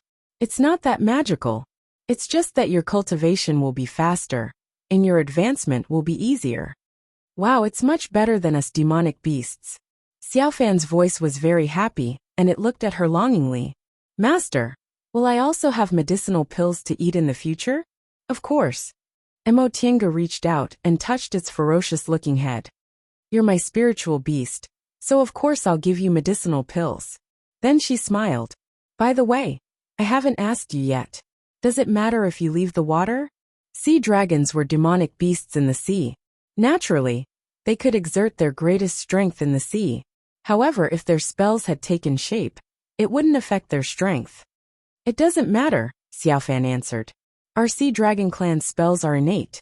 Besides, I'm already in the 5th rank, so I can survive without relying on water. As it spoke, it rubbed its head. Besides, Grandpa has taught me everything. I'm very smart, so I remember everything. There was a trace of pride in its voice, as if a child was saying, praise me quickly. Emotinga couldn't help but laugh and stroked its head. You're really so smart. Do you remember all the secrets your grandpa told you? Of course. Xiaofan raised its head without hesitation. Emotinga laughed even more happily. She stroked its head again and said, Okay, you're my spiritual beast now. I'll take you to a good place. Xiaofan blinked its eyes and looked at her with confusion. Emotinga didn't talk nonsense anymore. She held Xiaofan's head with one hand and touched the space between her eyebrows with the other. A bead emerged and she cast an art on it. After several breaths, the two of them appeared in the virtual sky world. Woo-woo. As soon as they entered, a golden shadow rushed over and threw itself into Emotinga's arms. It was Feifei. She just entered the virtual sky world twice, but she didn't have time to pay attention to it, so it was very depressed. Emotinga patted its head and comforted it. Good Feifei, are you bored? Let Xiaohu play with you for a while, okay? And I have a new friend. Xiaofan was now staring at the surrounding environment with its slender eyes in surprise. It didn't understand how it changed here in an instant, and this space was so rich in spiritual aura. It couldn't help but think that human spells were so magical. This is Xiaofan, and this is Feifei. Being pulled by Emotinga, Xiaofan regained its senses and stared at the leopard's-like golden furry ball in front of it. It blinked, not understanding what this thing was. However, for demonic beasts, not their own race usually meant hunting. Therefore, it jumped up and floated in the air, baring its sharp teeth at Feifei. Although Feifei had been with Emotinga for 60 years and had eaten a lot of spiritual plants, perhaps because of the characteristics of its race, it had always been difficult to advance and was still in the 4th rank. For demonic beasts, the gap between the 4th rank and the 5th rank was very big. In particular, Feifei wasn't good at fights of magical powers. As long as Xiaofan casually waved its fins or tail, Feifei wouldn't be able to resist. The two demonic beasts stared at each other. Seeing Xiaofan's fierce eyes, Feifei suddenly stretched out its claws. A white light flashed on its claws, and it touched Xiaofan's green scales. In the white light, the fierce light in Xiaofan's eyes gradually dissipated. Although it wasn't her first time seeing it, Emotinga still felt it was very magical. Sure enough, Feifei was a magical demonic beast. It was born to live in peace with many demonic beasts, which was an anomaly in the world of demonic beasts. Patting Feifei's head, Emotinga released Xiaohua, who had been staying in her spiritual beast bag. You two go play first. Xiaohua, who had just come out of the spiritual beast bag, also showed hostility to Xiaofan, but under Emotinga's divine comprehension order, it was quickly pulled away by Feifei to play. Xiaofan, why didn't you attack Feifei just now? Xiaofan's voice was a little confused. I felt that it wasn't dangerous. Emotinga nodded. Sure enough, Feifei's special ability was like this. She took a few steps forward and waved her hand. Can you adapt to the spiritual aura here? Xiaofan nodded. And the spiritual aura here is very comfortable. At that moment, its eyes lit up when it saw a large medicinal field. Master, that's...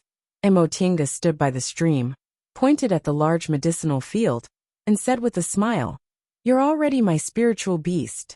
You can eat those spiritual plants if you want, but you have to be sure that they're not harmful to you. From now on, this stream is yours. Get along well with Xiaohua and Feifei. They're also my spiritual beasts, understand? Yes, master.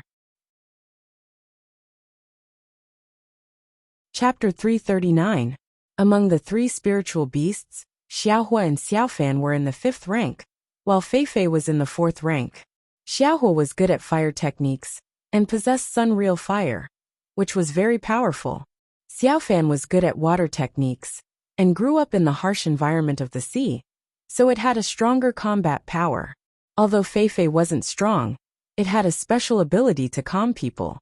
These 3 spiritual beasts improved Emotinga's strength a lot.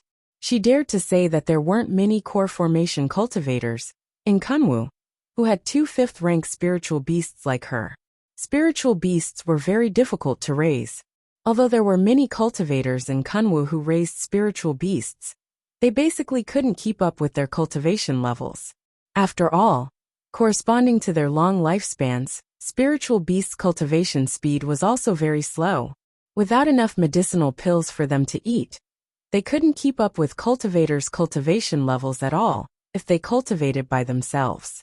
If there were medicinal pills, which cultivator didn't give them to themselves first? Even Lord Taoist Jinghe and Qin Shi couldn't. Lord Taoist Jinghe had a spiritual beast institute, but the highest spiritual beast in it was only in the 7th rank and hadn't reached the 8th rank yet. Qin Shi raised a Chongming bird, which was only in the 5th rank. Because it couldn't keep up with his cultivation level, he usually didn't take it with him. As far as Emotinga knew, only Spiritual Beast Sect, one of the 7 great cultivation groups in the Celestial Pole, had spiritual beasts that weren't inferior to cultivators. However, their cultivation technique was special, so they had to start raising spiritual beasts with spiritual beast eggs. Spiritual beast eggs were rare treasures, and each person only had one. Therefore, under normal circumstances, there would only be one spiritual beast that truly recognized its master. But Emotinga, who had just broken through to the middle stage of the core formation realm, already had 2 5th-rank spiritual beasts. In other words, her fighting strength was equivalent to that of 2 people. Emotinga pondered in her heart for a moment before a smile appeared on her face. With these 2 5th-rank demonic beasts, even if she was alone now, she shouldn't be in too much danger. With that thought, she called Xiaofan with her divine comprehension. Xiaofan quickly flew into the bamboo house, still dripping water. It was very happy in the creek outside the house. Although it had no companions, the spiritual aura in the creek was very rich, so it cultivated very quickly. Moreover, there were countless spiritual herbs waiting for it to eat. "Master, you called me?" Seeing Xiaofan's sharp teeth and hearing its crisp voice, Emotinga couldn't help but smile. "Are your injuries healed?" "Yes." Yifan wiped her dripping body with her fins. Instead of landing, she floated in the air. He was a sea beast. Landing on the ground was far less comfortable than floating in the air. "Then, tell me the secret that your grandfather told you." "All right." Lil Fan also had a spirit beast contract, so he was much more obedient than Xiaohua and Feifei. Usually, he was either cultivating in the stream or drooling while looking at those spirit grasses. Occasionally, he would communicate with Xiaohua and Feifei. Aside from that, no matter what Emotinga said, she always complied without any objections, unlike Feifei and Xiaohua, who occasionally came to disturb her. Grandpa said that in about a month's flight to the south of this small island, there will be a large island. There's a volcano on that big island, and the inside of the volcano is empty. You can reach a very, very deep place along the volcano. Then you can go underground and walk to the end, and you can get out from a hot spring. That's Yunzhong's South Pole Island. Your grandfather didn't tell you the exact location. Emotinga frowned. The sea was so big, and flying in a certain direction was bound to have some deviations. It wouldn't be easy to find this large island. She regretted asking the old sea dragon to lead the way. "Master, don't worry." Sensing her mood, Yifan proudly raised his head. "We sea beasts have our own way of finding the way in the sea. Grandpa told me, so I can take you there." "Oh."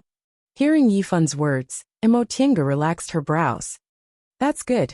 After a pause she asked, is that road safe? Are there demonic beasts or dangers? Grandpa said that this road was accidentally discovered by my master. It's very dark inside, but there's no danger. Mo Tinga nodded and patted Yifun's head. Go back and continue your cultivation. I'll call you when I need you. Yes. Yifun answered obediently, wagged his tail, and flew back to the stream. Mo Tinga sat cross-legged on the rush cushion, lost in thought. If she was asked if she wanted to go to Yunzhong, the answer would be yes. Through Mo Yaoqing's records, she knew that Yunzhong was such a prosperous cultivation world, so how could she not yearn for it? Her talent was already high enough. Spirit stones, offerings from the elders of Xianqing School and Bishuan Court, plus the harvest from the trip to Demonic Mountain, she had an amazing amount of spirit stones. Medicinal pills, at least before she reached the nascent soul realm, and it wasn't like she didn't have medicinal pills after that. Apart from that, what else did she not have? That was experience, a wealth of experience and a broad horizon. She wanted to see what other continents were like. She wanted to know if Confucian and Buddhist cultivators were the same as Tao cultivators like them. She also wanted to know everything Mo Yaoqing had faced. She couldn't suppress this desire, because she knew that this was what she lacked the most on her path of cultivation. However, leaving the celestial pole to go to Yunzhong wasn't a simple matter, even if she knew the exact safe route. First, it was too far, and second, it would take too long. Both were prone to accidents. She even considered going to Yunzhong, after returning to Xianqing School, and waiting for Qin Shi to come out of his closed-door meditation. However, this would take at least 10 or 20 years. 10 or 20 years wasn't a long time for nascent soul cultivators, and even core formation cultivators. But if she wanted to catch up with Qin Shi, she had to make good use of her time. She had just advanced, so she needed to travel to strengthen her mental state before she could continue her closed-door meditation. It was definitely unwise to enter closed-door meditation now. After thinking for a while, Mo Tinga finally decided that she would go to Yunzhong now alone. Of course, before that, she still had to arrange a lot of things. After all, going to such a far place like Yunzhong would take about a year on the road, and it might take more than 10 years to finish the trip. During this time, Qin Shi and Lord Taoist Jinghe would both be in closed-door meditation, so to avoid accidents, she had to leave some spiritual plants for them. After making her decision, Mo Tinga quickly put it into action. First, she planned to return to Linhai. Although it took several months to find this place, it only took 1 month to return. Because those months were spent searching, she often went the wrong way, but this time, she had the exact route. After returning to Linhai, Mo Tinga rested for a while, then went back to Kunwu through Bishuan Court's transporting formation. She then traveled day and night back to Xianqing School. When she finally returned to Xianqing School, the first thing she did was to see Qin Shi. Although he was in closed-door meditation, Qin Shi only wanted to stabilize his realm this time, so he didn't need to pay too much attention to it. Mo Tinga only touched the restrictions outside, so he stopped cultivating and opened the door of the closed-door meditation room. Why did it take you so long to come back? Qin Shi smiled when he saw her. Mo Tinga walked towards him, and the two of them naturally hugged. It feels like a long time, she said with a sigh, although it hasn't even been a year. Qin Shi also felt this way, so he didn't say anything, and just hugged her even tighter. After a while, the two of them had enough hugging and separated slightly. Qin Shi asked with a smile, "You advanced to the middle stage. It seems your trip was very fruitful. Where did you go?" Mo Tinga leaned against him, laid down, and leaned her head on his lap. She then tilted her head to look at him. "Guess? That I can't guess." Qin Shi fiddled with her hair, his gaze gentle. "But seeing you so happy, it must be a good thing, right?" "Of course." Mo Tinga smiled proudly, and no longer hid anything. She told him in detail about her experiences in the past year. Qin Shi listened very carefully. When Mo Tinga said there was a passage between the celestial pole and Yunzhong, his pupil shrank and he said keenly, "Yunzhong? You want to go to Yunzhong?" The two of them had similar characters and lived together for more than 10 years, so they had a tacit understanding. Emotienga wasn't surprised that he guessed her intentions at all. She nodded. Yes, I want to go to Yunzhong. The cultivators in the celestial pole are all trapped on the spirit vein in Kunwu, so I want to go to Yunzhong to see the wider world. Qinshi didn't say anything, but his expression was very solemn. Emotienga's expression also became serious. She straightened up and asked, "What's wrong? Is it inappropriate?" "No." Qinshi breathed a sigh of relief, held her in his arms, and said with a sigh, "It's just that I can't go with you right now." He just advanced to the nascent soul realm, so stabilizing his realm was the most important thing. "I know." Emotienga paused for a moment but still said, "So I decided to go alone." The hand holding her froze. After a while, Qinshi let go of her and looked straight into her eyes. "Are you sure?" Emotienga nodded. "I'm not a troublemaker. You know this. My current strength is enough to protect myself. There won't be a problem for me to go to Yunzhong alone." Qinshi frowned and didn't say anything for a long time. This matter was too important. Although he had slowly accepted Emotienga's idea and was willing to let her travel alone, going to Yunzhong was still too dangerous. Emotienga also didn't say anything.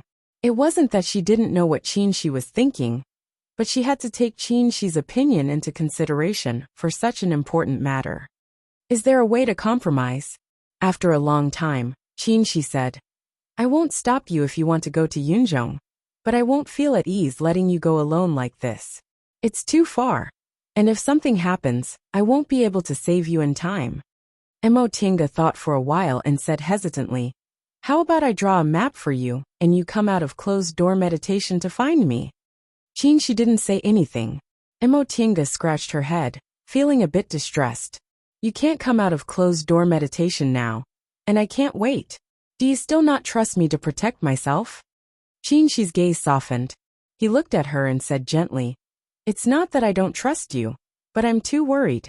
I know you can protect yourself, but in any case, I'll be worried if you're not by my side." This time, Emotienga didn't say anything. She was very touched. After a while she said, "How about I ask Master?" Qinshi thought about it and nodded. "That's fine. Master should give us good advice." Chapter 340. A year passed, but Lord Taoist Jinghe never left his immortal's cave. According to the maids, Grandmaster didn't even make a sound this whole year. The closed-door meditation room had always been quiet. When Qinshi and Emotienga heard this, they glanced at each other in astonishment. It wasn't that he was surprised that his master's injuries were so serious, but that he actually held himself back for so long without speaking. It was really not easy. The two of them went to the closed-door meditation room together. After Qinshi made a set of hand seals, Lord Taoist Jinghe's voice rang out. "Tienga, what's the matter?" Before entering closed-door meditation this time, Lord Taoist Jinghe once said he wouldn't come out within 10 years. It had only been a year now. Qinshi raised his voice and said, "Master, we have something we want to ask for your opinion on." There was no more sound coming from the room. After a while, the stone door slowly opened. After the two of them entered, the stone door closed. When Emotienga saw Lord Taoist Jinghe sitting cross-legged, regulating his breath and healing his injuries, his complexion looked a lot better. At the very least, he no longer looked old. She felt a little more at ease. From the looks of it, her master's injuries were much better. "Master, how are your injuries?" Lord Taoist Jinghe opened his eyes. When he saw them, he smiled and said, "Fortunately, you guys brought back those spiritual panaceas. Master's injuries are much better now. Moreover, maybe it'll be a blessing in disguise." Emotienga and Qinshi were bewildered. They glanced at each other and simultaneously thought of a possibility. They were both pleasantly surprised. "Master, you have a chance to make a realm breakthrough?" Lord Taoist Jinghe nodded. Although his appearance hadn't recovered yet, his expression was beaming with joy like before. "Not bad. In this 1 year of closed-door meditation to heal my injuries, I've already comprehended something. The late stage of the nascent soul realm isn't like before, where there was an insurmountable gap." This was a pleasant surprise. Both Qinshi and Emotienga were overjoyed. They said in unison. Congratulations, Master. Lord Taoist Jinghe waved his hand and restrained himself a little. It's just a possibility. It'll take at least 20 to 30 years to heal my injuries, let alone make a realm breakthrough. Right after he finished speaking, he asked them, Since you came here, what do you want to ask? Yes, Master, according to your suggestion, I entered closed-door meditation a year ago, while Tiange went out for a walk. Soon after, the two of them roughly recounted Mo Tiange's experiences in the past year. After Lord Taoist Jinghe listened, he first probed Mo Tiange's cultivation level, then praised her. Not bad. Although you've just advanced to the middle stage, your spiritual aura is very stable. The two of you dual cultivating is indeed a match made in heaven. Speaking of dual cultivation, Mo Tiange was still a bit embarrassed, so she immediately changed the subject. Master, give me some advice. What should we do now? What should we do? Lord Taoist Jinghe was flabbergasted. What should we do is naturally up to you. Why are you asking me? Master. Mo Tiange's eyes widened. We came to ask for your opinion. Lord Taoist Jinghe spread his hands and said, My opinion is that you guys should do as you see fit. Mo Tiange and Qin Shi were both speechless. After thinking for a while, Qin Shi said, Master, I think it's too dangerous to let Tiange go to Yunzhong alone. What do you think? Danger? Lord Taoist Jinghe's gaze lingered on Mo Tiange for a while before he finally looked at Qin Shi. When you were in the middle stage of the core formation realm, did Master ever stop you from doing what you wanted to do? Qin Shi blushed and answered, No. In fact, after he formed his gold core, he rarely stayed in the sect except for closed-door meditation. He often went out for several years at a time. But he felt it was different, so he emphasized, But she's going to Yunzhong. Lord Taoist Jinghe curled his lips. So what if it's Yunzhong? Is it different from the celestial pole? Are there high-level cultivators all over the streets? Or are core formation cultivators especially good at fighting? Qin Shi was completely speechless.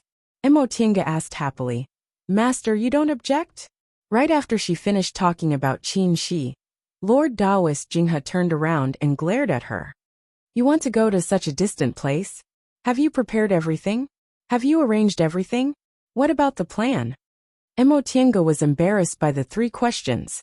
She said, Aren't I asking for your opinion? If I'm sure I'll go, of course I'll arrange everything. Humph, Lord Taoist Jinghe said rudely. That's what you say. But the two of you are the same. You've already made a decision, so why are you asking? Don't you just want me to help you persuade someone?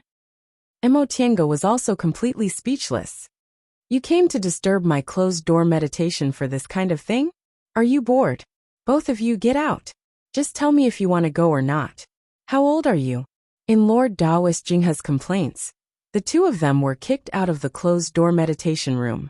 After they left the closed-door meditation room, the stone door behind them shut them out. Qin Shi and Mo Tiange looked at each other and saw helplessness in each other's eyes. They had no choice but to go back first. They returned to their cave in silence, each with their own thoughts. As soon as they opened the stone door, Yi Zhenji's cheerful voice came immediately. Auntie Master, you're back. Mo Tiange forced a smile, but when she looked up, she was stunned. A foundation-building female disciple was standing next to Yi Zhenji. She was dressed in Xianqing School's robe, looking plain and gentle. Although she wasn't stunningly beautiful, she could still make people's eyes light up. When the woman saw them, she bowed and said, Grandmaster Shoujing, Martial Uncle Qingwei. Mo Tiange recognized the voice as soon as she heard it. It was Shui Linbua. Judging from her appearance, her injuries had healed? No need to be so polite, Qin Shi replied faintly. Then he looked at Yi Zhenji. Are you going to move back? Yi Zhenji looked at them and scratched his head a little embarrassedly. Master, wasn't this a joke, that he had been living with Linbua in Mingxin residence? Mo Tiange knew he was thin-skinned, so she glared at Qin Shi and said with a smile, Linbua's injuries have healed? Upon hearing that, Shui Linbua stepped forward and saluted again. Thank you for your kindness, Martial Uncle Qingwei. Thanks to you, disciples' injuries have healed a lot. Mo Tiange nodded with a smile. Shui Limbua's behavior was well-mannered, and she looked much more mature than Yi Jinji. Auntie, Yi Jinji said with a smile, you've been out for a long time. I haven't congratulated you on your realm breakthrough. Emotinga smiled. You've made progress in your cultivation recently, but you still have to work hard. You've been in the middle stage of the foundation building realm for so long, so you should think of a way to advance to the late stage. And I know. I've been cultivating hard. Don't worry, Auntie. After encouraging them with a few more words, Emotinga said, Junji, your master and I have something to do. You can go ahead. Oh, okay, Yi Junji answered, watched the two of them go back to the cultivation room, and closed the stone door. Upon seeing them, Emotinga remembered to ask, has Shui Limbua's injuries healed? More or less. She didn't care much. I heard from Jinji that martial nephew Han Rua of Seoul's Retreat Peak has excellent medical skills. I don't know what method he used to repair her dantian, but she's been feeling better these days and can come out and walk around. Han Rua was Kwangju's Taoist name, but Emotinga felt that Kwangju's real name was the most suitable for that senior martial brother. Speaking of this, she asked again, what do you think about this Shui Limbua? Emotinga was stunned and asked, what do I think? Jinji likes her, so what do you want me to think? Don't you like her and want to take her as your disciple? Oh, about that. Emotinga remembered what she said. After thinking for a moment, she said, even if I want to take her as my disciple, it's not the right time to leave now. Besides, if I take her as my disciple, it'll be like reaching the sky in a single bound for her. It might even affect her cultivation, so it's better to let her grow up first. What you said makes sense. She thought for a moment and agreed with her. Seriously speaking, she's a talented person. Since she's better, she often comes to help Jinji manage the cave. I can see that she's steadier than Jinji, but I don't trust her completely, so I can't entrust some things to her. Speaking of this, Emotinga said with a smile, when I went to Linhai this time, I took the opportunity to inquire about her. What she said was true, and her background wasn't fake. Of course, even if we want to cultivate her, I think we should take it slow. She's not a formal disciple of the sect. If she reaches the sky in a single bound, it'll be inconvenient for her to make friends with other disciples. You're right, she agreed. In that case, when she recovers, we'll let her choose another cave and put her in the register like ordinary disciples. However, we can record her in the steward's hall and let her work here. If she's really reliable and worth cultivating, we'll naturally accept her as a disciple. That way, with her reminders from time to time, we won't have to worry about Jinji. Moreover, we can also concentrate on our cultivation if we have a disciple to do things for us in the future. Emotinga thought about it and felt his idea was good, so she had no objection. And let's do that. In Xianqing school, after becoming a core formation cultivator, people rarely appeared in front of others, and all matters were handled by disciples. There were very few people like Emotinga and Qinshi. Yi Jinji was Qinshi's only disciple, so Emotinga didn't have time to accept him. Now the two of them should consider this matter. Otherwise, it would be very inconvenient to have no trusted disciples in the school. After they finished talking about this, the two of them were silent for a while. After a while, they opened their mouths at the same time. Seeing that Emotinga also wanted to say something, they shut their mouths. The two of them looked at each other for a while. Emotinga coughed and said, about that matter, do you agree? After going around in circles, they finally reached the point. Qinshi was silent for a while before he sighed. I know. In fact, Master still spoke for you. But Master also scolded me. Emotinga muttered. That's true, but... Qinshi smiled bitterly. Alright, going to Yunzhong isn't a big deal. You're already a core formation cultivator, so you can deal with many things by yourself. He recalled that after he formed his gold core, he dared to go to any dangerous place. It was also those experiences that made him grow up quickly. Thinking about it this way, it was good for Emotinga to travel more. He didn't have any objection, but Emotinga actually felt embarrassed. She thought for a while then said, how about this? I'll leave the specific route to you. If I don't come back and you're worried, you can come to me. N. Chin, she answered softly, then said, don't forget Wanderer Ziwei's request. These days, the steward's hall has been helping you find clues. When there are clues, I'll accompany you to finish this matter. I'll remember. Chapter 341.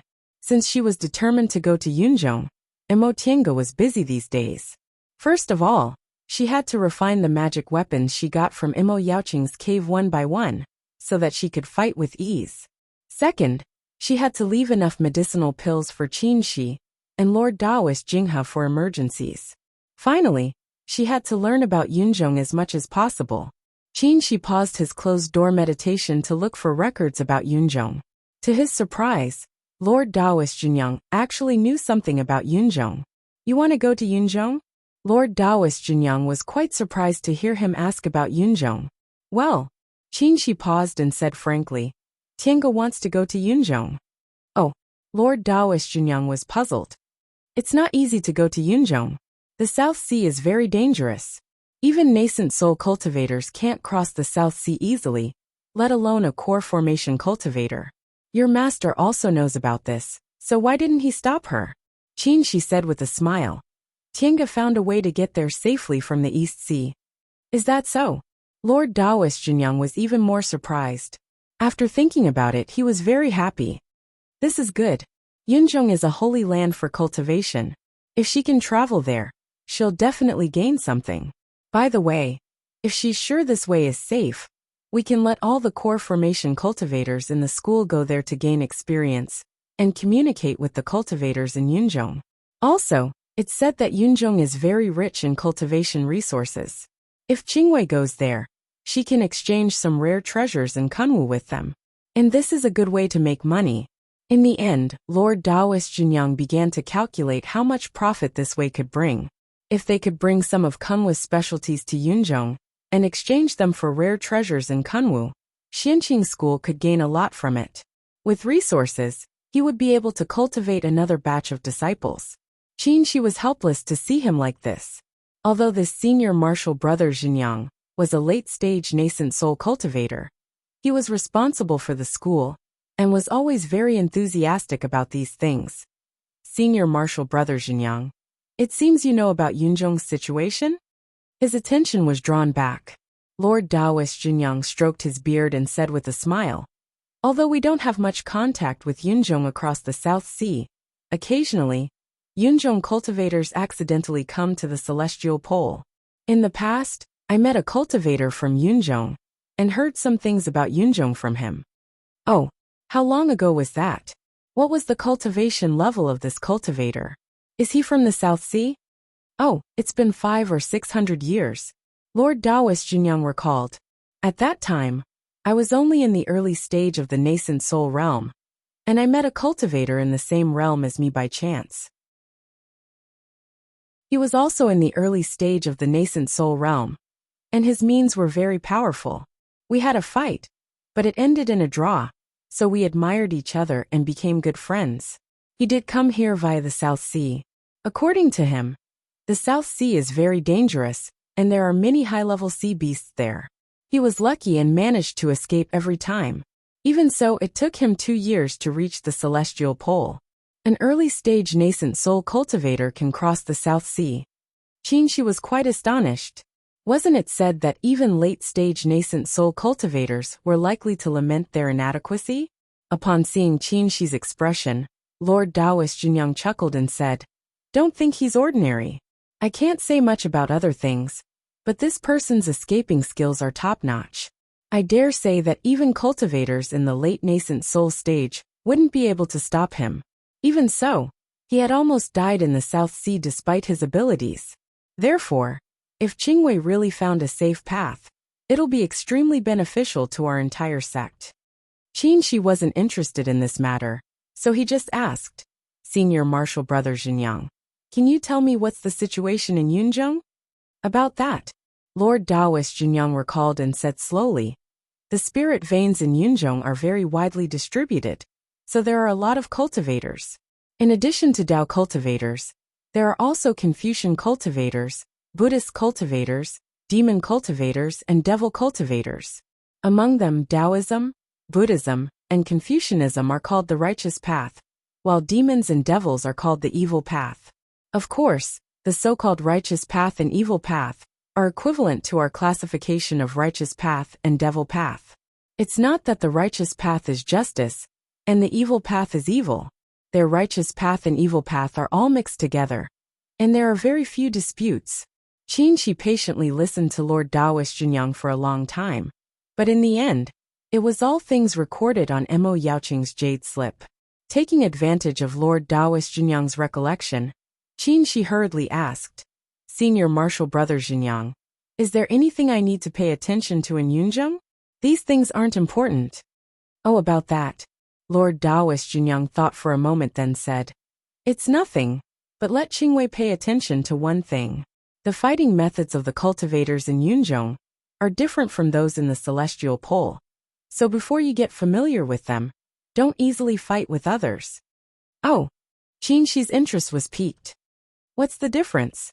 Lord Taoist Junyang said. "It's a bit complicated. First, their magic weapons focus on speed, so you must be careful not to be preemptively attacked by others. Second, they have many magic weapons that can interfere with the operation of other people's spiritual aura. If you don't pay attention, it's easy to fall into their trap." This was something Mo Yaoqing didn't explain in detail, but it was very helpful to Mo Tiange. When Lord Taoist Junyang finished, before leaving, Qin asked again, "Senior Martial Brother Junyang, what happened to the cultivator in Yunzheng who came to the Celestial Pole?" Lord Taoist Junyang was stunned. Then he answered, "He stayed in the Celestial Pole for several years, but in the end, he still wanted to return to Yunzheng. After he left, we haven't heard any news about him. Maybe he died in the South Sea, or maybe he safely returned to Yunzheng." Qin was silent, then he sighed and stood up. "Thank you for telling me this, Senior Martial Brother Junyang. I'll tell Tiange about many things, so I'll go back first." "Hey Shoujing," Lord Taoist Junyang shouted behind him. "Remember to let Qingwei pay more attention to any special spiritual objects that can be exchanged." Mo Tiange was cleaning the virtual sky world. Even if there were jade boxes, spiritual talismans, and other things that could seal the spiritual aura of 10,000-year-old spiritual plants, spiritual plants would always lose their spiritual nature after being stored for a long time, and they could be stored longer if they were refined into medicinal pills. During the 10 years she and Qin were trapped in the virtual sky world, they refined a lot of medicinal pills, and most of them could be kept. In addition, Qin prepared a lot of things for her. Although most of them were useless, they were his kind intentions, so she accepted them all. In fact, she had a purpose for going to Yunzheng that she didn't tell them. Mo Yaoqing once said that her art of Sinu came from Danxia sect, and the art of Sinu and Danxia sect even included the parts above the nascent soul realm. If she had a chance, she wanted to get that cultivation technique from Danxia sect and compare it with her own. Maybe it would give her some inspiration. Of course, this was just in passing. If it was difficult to achieve her purpose, she wouldn't force it. While she was cleaning, she heard Qin calling her from outside. "Tiange." She opened the virtual sky world and Qin came in. Thinking about this virtual sky world, she could clearly feel that her virtual sky world wasn't as profound as Zhong Muling's. Was it because her realm wasn't high enough? "What? Are you all ready?" Qin looked at the bottles and jars on the floor. "What are these for?" "For you and Master." Mo Tiange counted them one by one. "These are for Master, these are for you, and these are for Junji. As for this box, it's for spiritual beasts, so I'll give it to you." Qin looked at these things and was stunned. So many? Not only did they cover the whole table, but there were also a lot of them on the floor. These medicinal pills would probably last them for 100 years. Mo Tiange said, "These are the finished products we concocted last time.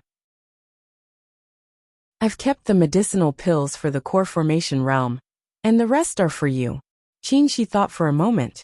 He and his master were in the nascent soul realm, and Junji was in the foundation building realm, so they just happened to be in the nascent soul realm. It wouldn't affect her, so he said, Alright, I'll take these out later. By the way, I went to ask Senior Marshal Brother Jinyang just now. He told me to tell you something. After listening to Qin Shi repeat what Lord Taoist Jinyang said, she felt helpless. Why is Marshal Uncle Jinyang so wordy? It's not like I'm going there to do business. Qin Shi understood her mood very well. He said with a smile, he's the head Grand Supreme Elder, so of course the things he thinks about are different from us. You should listen to him a little. Mo Tiange also knew that as a sect elder, she naturally had to think about things that were beneficial to Xianqing School. After tidying up everything, she said, "Okay, pack up your things and go out." When the two of them came out of the virtual sky world, Mo Tiange called Yi Jinji and Shui Linbo over. "Anti-Master, greetings to Grandmaster Shoujing, Marshal Uncle Qingwei. No need to be so polite." Mo Tiange looked up. Shui Linbo was still as steady and well-mannered as an ordinary disciple. She didn't seem complacent, because of her relationship with Jinji. She nodded secretly. If Shui Linbo treated people like this, it would make up for Jinji's shortcomings, and she could do things at ease in the future. "Anti-Master, why did you call us here?" Yi Jinji couldn't help but ask cautiously when he saw their serious expressions. Qin Shi glanced at him and said, "Your aunt has to go out for a while. It may take a long time, so I called you here to tell you something." "Huh?" Yi Jinji looked at Mo Tiange. "Auntie, are you going out to do something? Or travel?" "I'm going out to travel," Mo Tiange said with a smile. "You don't have to worry too much about it. It's just that this time I may be out for a long time." "But auntie, didn't you just come back?" Yi Jinji was puzzled.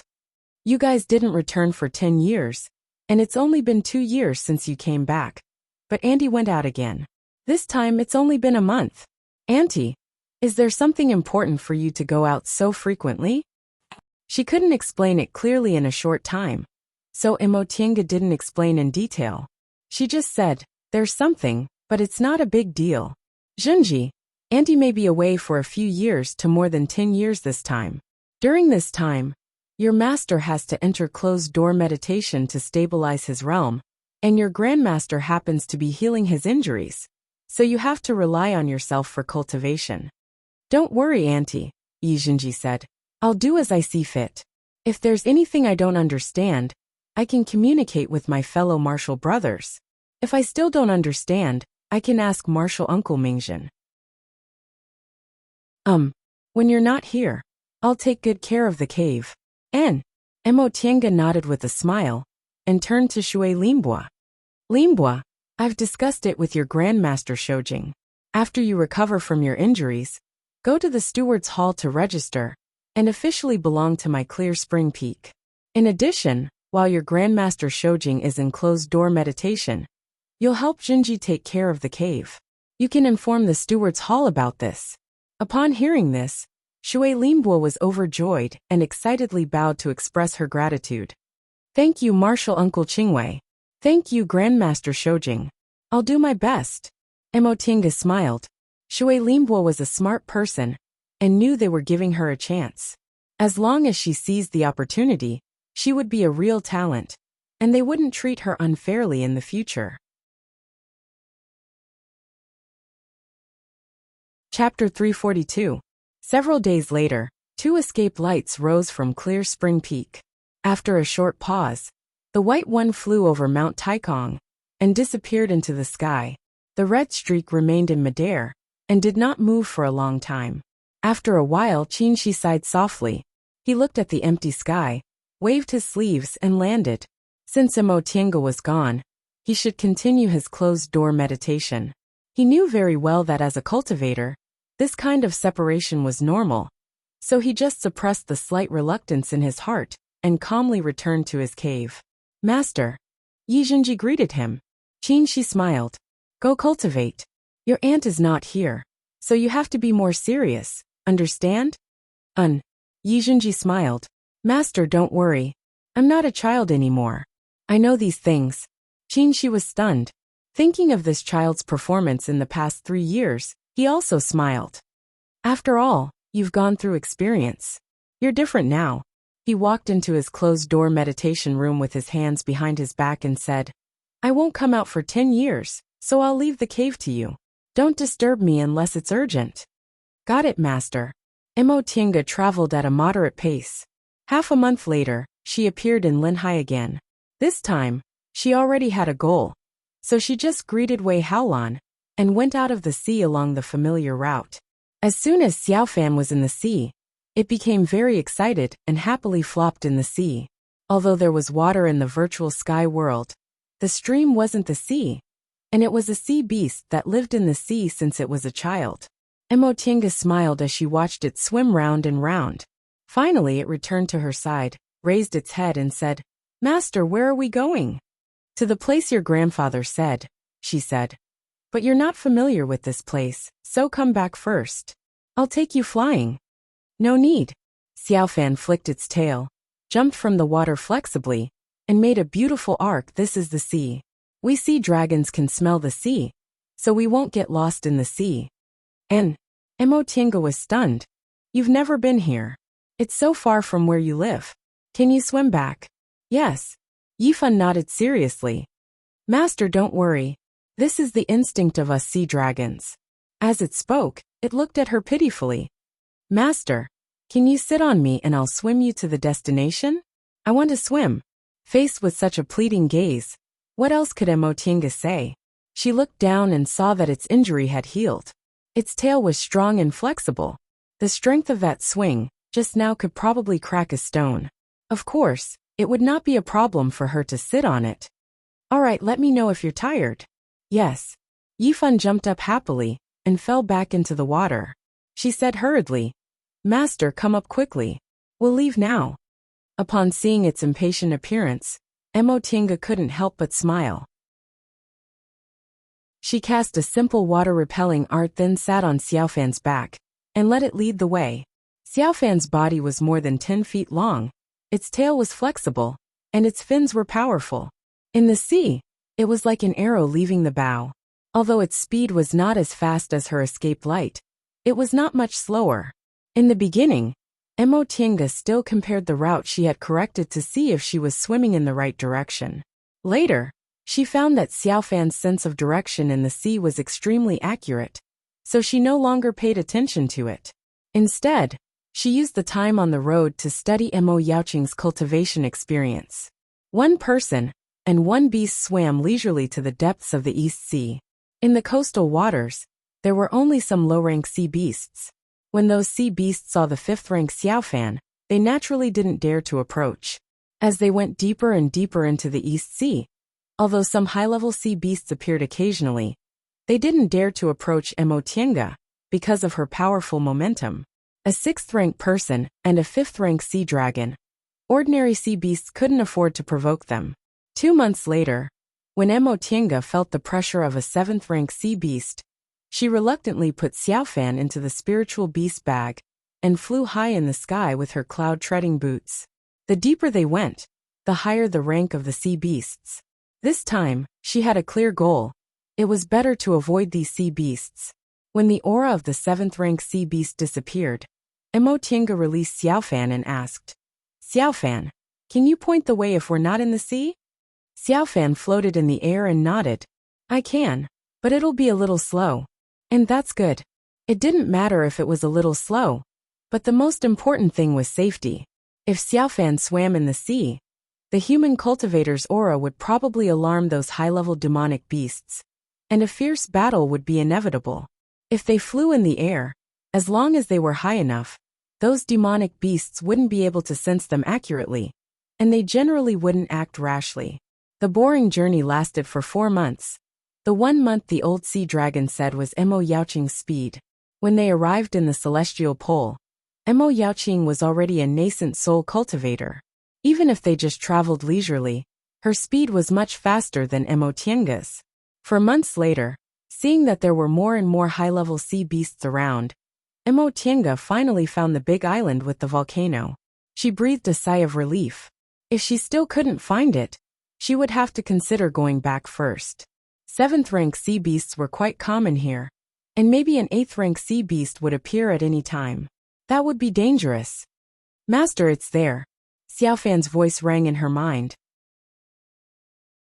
Emotinga looked down and saw that the big island had a circumference of several hundred miles, more than 10 times larger than the small island where Mo Yaoqing lived. Moreover, the terrain was completely different. Most of the island was rocky, overgrown with ravines, and mixed with sand and stones. There was only a small amount of soil, so even plants were rare. The most important thing was that there was no spiritual aura on the island, so there weren't even demonic beasts nearby. This was good news for Emotienga.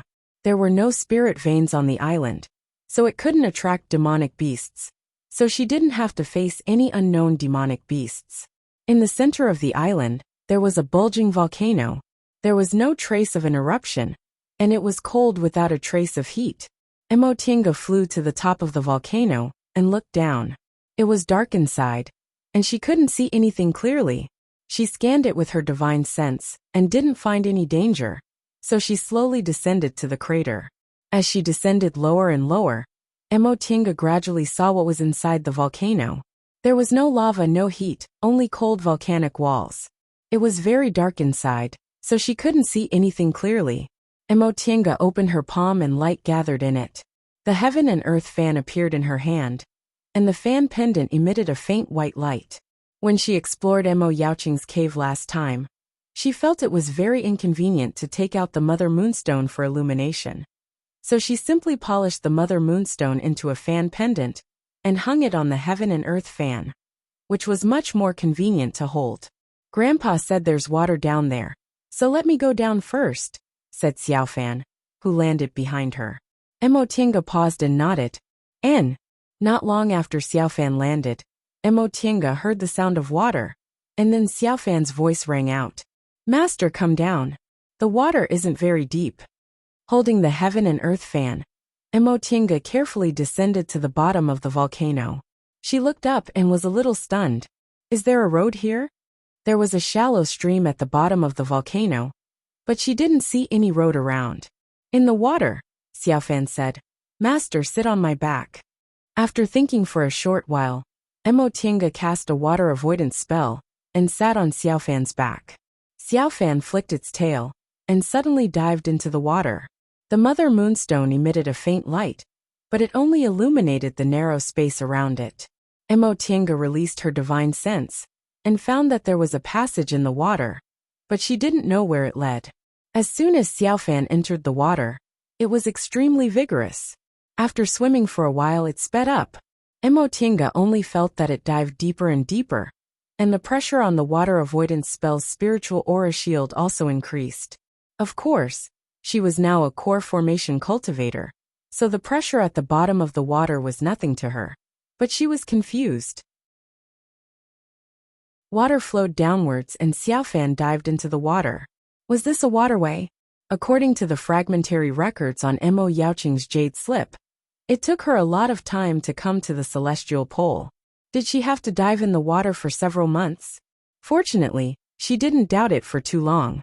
After swimming for a long time, Xiaofan began to float up. The speed at which it floated up was getting faster and faster. Suddenly, with a splash, a person and a beast broke out of the water. Countless water droplets dripped from the spiritual aura shield. Emotienga waved her hand, removed the water avoidance spell, and released her divine sense. This was an underground river. It was winding and led to a very far place, and her divine sense couldn't feel the end. As for the surrounding rock walls, they were completely irregular in shape. Xiaofan carried her and swam forward slowly. The river was very cold. Even though it was a demonic beast, it still felt uncomfortable. Xiaofan, how about I take you flying? Xiaofan shook its head and refused. No, master. I like the feeling of swimming in the water. But this water? It's okay. Xiaofan patted its tail. In an instant, a layer of green aura emerged from its scales and wrapped its whole body. This way, I won't feel uncomfortable. Emotienga looked at it carefully and found that it was also a kind of protective spiritual aura. So she nodded. Okay. They didn't know how long they swam in the dark river. There was only the sound of water and Xiaofan swimming around them. Emotienga held the heaven and earth fan and let her divine sense spread all the time. There were no spirit veins in this river, so even if there were fish in the water, they were just ordinary fish, and didn't dare to approach her and Xiaofan. Several days later, Emotinga frowned and sensed spiritual aura. Then Xiaofan also stopped. Master, there are spirit veins ahead. Emotinga used her divine sense to observe for a while and said, there are no living things. Let's continue. Xiaofan responded and continued to swim forward. The spiritual aura was getting thicker and thicker. Emotinga looked at the surrounding rock walls and found that it was a spirit stone mine. However, the grade of the spirit stones was not very high. It seemed to be a small mine. One person and one beast passed through the middle of the spirit stone mine. With her sharp eyes, Emotinga found that something seemed to be growing on a spirit stone and said hurriedly, wait. Xiaofan stopped. What's wrong? From the rock wall, Emotinga carefully dug out a piece of jade that was shining with a sparkling white light and examined it carefully. Spirit gathering stone? Looking at the jade in her hand, she was surprised. It's actually a spirit gathering stone. Hearing the sound, Xiaofan asked curiously, Master, what's a spirit gathering stone? After confirming that the thing in her hand was indeed a spirit gathering stone, Emotinga put it into her Qianquan bag and said, a spirit gathering stone is a kind of jade that occasionally appears in spirit stone mines. It looks similar to spirit stones, but it has an effect of greatly condensing spiritual aura. In the process of concocting pills and refining tools, how to condense spiritual aura and seal it in medicinal pills and magic weapons is the most difficult process. With a spirit gathering stone, the success rate of concocting pills and refining tools can be improved. Oh, demonic beasts didn't understand concocting pills and refining tools, so Xiaofan only responded with a half understanding. Emotinga didn't expect that a spirit gathering stone would appear in this small mine, but she was pleasantly surprised. She told Xiaofan, swim around a few more times. We'll look for it. Chapter 343. Unfortunately, she didn't find any more spirit gathering stones. Emotinga thought about it and shook her head with a smile. Although spirit gathering stones weren't amazing treasures, they weren't something that could be found everywhere. It was already difficult to find one in such a small spirit stone vein. How many more did she want to find? She waved her hand to call Xiaofan back and said, let's keep going. Xiaofan responded and swam forward with her on its back. This spirit stone vein was really small. In just a moment, they swam out of its range and entered a dark underground river. Emotinga was used to this kind of darkness, so she simply calmed down and silently comprehended her state of mind. According to the celestial pole, the difference between Tao cultivators and demonic cultivators was that Tao cultivators had to pay attention to the cultivation of their state of mind while improving their strength. Otherwise, they would be stuck at the bottleneck of a breakthrough. Demonic cultivators, on the other hand, didn't care about this. They only needed to absorb spiritual aura and turn it into devil aura. Therefore, the cultivation method of the demonic path was condemned by the righteous path as unorthodox. This had nothing to do with right or wrong. In fact, the demonic path was indeed more likely to be possessed by the devil than the righteous path. Because the cultivation of one's state of mind had to keep up with one's realm, the higher a cultivator's cultivation level was, the more restrictions there would be. For example, aura refining cultivators often did evil things, but when they reached the foundation building realm, they often began to cultivate their mind in nature, because they had to overcome their inner demons in order to form their gold core. Core formation and nascent soul cultivators were even more restrained. If they didn't have a grudge or great benefits, they generally wouldn't kill. Emotinga didn't think this was abnormal before, but after she formed her gold core, she thought this matter was a bit strange. The law of the jungle was the rule of the cultivation world. But why did there have to be an inner demon when it came to realm advancement? This made cultivators suppress their murderous nature. Of course, not all cultivators followed this rule. Master Songfeng was one of those high-level cultivators who killed indiscriminately. However, her master also told her that the old man Songfeng was a monster who was neither human nor ghost nor monster.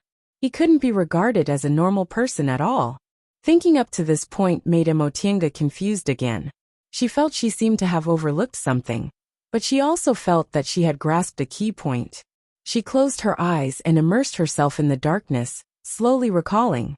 Every day was a boring journey. In the end, even Xiaofan became impatient. In order to appease it, Emo Tiange gave it a medicinal pill every day. Every time it ate a medicinal pill, it would obediently continue on their journey. When it got greedy, it would refuse to leave and insist on eating more. Emo Tiange was actually happy to see Xiaofan like this. No matter how well-behaved Xiaofan was, she was still a child to the sea dragon. It was too depressing if she didn't have the temper of a child. Now that it had returned to its original nature, it meant that it was closer to him.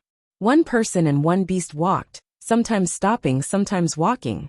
Because of the existence of the virtual sky world, they didn't find it very difficult to pass through this underground river. Gradually, time passed day by day. It seems to be getting hotter. Emo Tiange didn't use her water-repelling art. Instead, she stretched her hand into the river to explore it. Yifan still swam forward slowly and replied, "A little, but it doesn't matter, master. I'm not afraid of the heat." Although she said that, Emo Tiange didn't feel at ease. She didn't forget that this was a passage at the bottom of the volcano. Although the volcano had long stopped erupting, who knew if something would suddenly happen? After swimming forward for a while, she saw that the water was getting hotter and hotter. Emo Tiange reached in and found that it was much higher than her body temperature, which was really abnormal. They had been swimming in this underground river for a month, and the water had always been cold. Now that it suddenly became hot, there must be something strange. Xiaofan, seeing that the water was steaming, Emo Tiange decisively shouted to stop it. "This water is unusual. Let's wait for a while." Yifan raised its head and said, "Master, do you think the water is too hot?" Emo Tiange frowned. "We're going through the passage at the bottom of the volcano. If there's lava in the depths, it'll be troublesome." Volcanic lava was a kind of earthly fire. If the grade of the lava was very high, it would be very troublesome to block the way. Although Emo Yaoqing had walked this path, it had been more than 5,000 years after all. She didn't know whether there would be any accidents. Yifan said, "Master, I'm not afraid of the heat. Let me explore the way." Emo Tiange hesitated. "What if there's danger? I'm already in the 5th rank, so I'm not afraid." Yifan said, "Master, don't treat me like a child who doesn't know anything. In the clan, I'm also an uncle." "Oh." Hearing its serious tone, Emo Tiange thought it was right, so she smiled and said, "All right, go and have a look. If there's anything wrong, come back immediately or call me."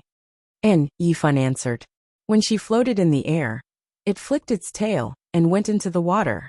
Emo Tiange looked at the place where it disappeared with a smile. Xiahua and Feifei were very cute, but they couldn't talk. After having Yifan, she felt less lonely, as if she had someone to accompany her every day. She couldn't help but think of Qin Shi, who was already thousands of miles away. What was he doing? Was his cultivation going well? After a while, she heard the sound of water. Yifan finally came back. It came out of the water with a splash and said cheerfully, "Master, we're here." "Huh? What's going on?" Yifan said happily. "I swam for a long time and found there was no way to go. Then I dived and found another waterway leading to a hot spring." Hot spring. Emo Tiange was happy. This road led to a hot spring. Did that mean they'd reached their destination? "Master, come on, let's go out." Yifan was more eager than her. Emo Tiange didn't delay and sat on its back. "Then let's go." One person and one beast couldn't wait. Yifan waved its fins and rushed into the water like an arrow leaving the bow. Sure enough, they didn't swim far. They reached the end of the waterway after walking for a month. Yifan had already explored the way, so it just dived into the water. After swimming in the water for a long time and making many turns, Emo Tiange almost couldn't tell the route. It finally began to float.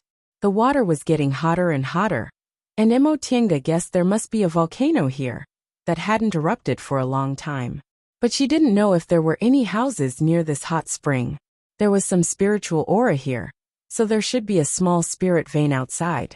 Maybe there were individual cultivators living here. While thinking about it, Lil Fan swam faster and faster, and began to float up. Suddenly, a faint light appeared on top of its head, and then the light became brighter and brighter. A man and a beast emerged from the water with a splash. After walking in the underground waterway for a month, Emotienga hadn't seen the sun for a long time, so she couldn't help but narrow her eyes to block the light. Monster, monster! At this time, she suddenly heard human voices, followed by chaotic footsteps and panicked screams. Emotienga's divine sense had long sensed the existence of these people, but they were all mortals, so she didn't care. Presumably, they were frightened by Yifun's appearance. After adapting to the light, she put down her arms and quickly glanced around. This hot spring wasn't big, but it wasn't small either. It covered an area of several acres. Steam was rising from the water, and the surrounding was shaded by greenery. At first glance, she felt the scenery was excellent, as beautiful as a fairyland. Yifun, let's go up. She patted Yifun's head, brushed her sleeves, and gently floated ashore without getting wet. Although Yifun didn't want to leave the water, she obediently followed her. The noises on the shore became even more chaotic. Emotienga looked up and saw some married women wearing coarse clothes hurriedly running away, leaving behind clothes and clothes pestles all over the ground. She shook her head and ignored them. She thought the women here weren't any different from those in the celestial pole. Their clothes were also similar, but their accents were a bit different. With this thought in mind, she slowly walked out of the hot spring with Yifun. Some courtyard walls were exposed in a place a little further away from the hot spring, which seemed to belong to a big family in the secular world. Emotienga sensed that the place where the courtyard was located was the place with the densest spiritual aura in the spirit vein. She also sensed the breath of low-level cultivators inside. Could it be that this was a cultivation family in the secular world? She smiled and thought of an idea. She said to Yifun, "Yifun, there are a lot of people here. Why don't you go into the spiritual beast bag first?" Yifun had always been very obedient. Hearing her words, it obediently agreed, and went back into the spiritual beast bag. After settling Yifun down, Emotienga restrained her spiritual aura pressure, and walked a short distance away. Then she saw several well-dressed men walking towards her. They walked hurriedly, as if they had something urgent to do. Judging from their clothes, they seemed to be the guards of a big family.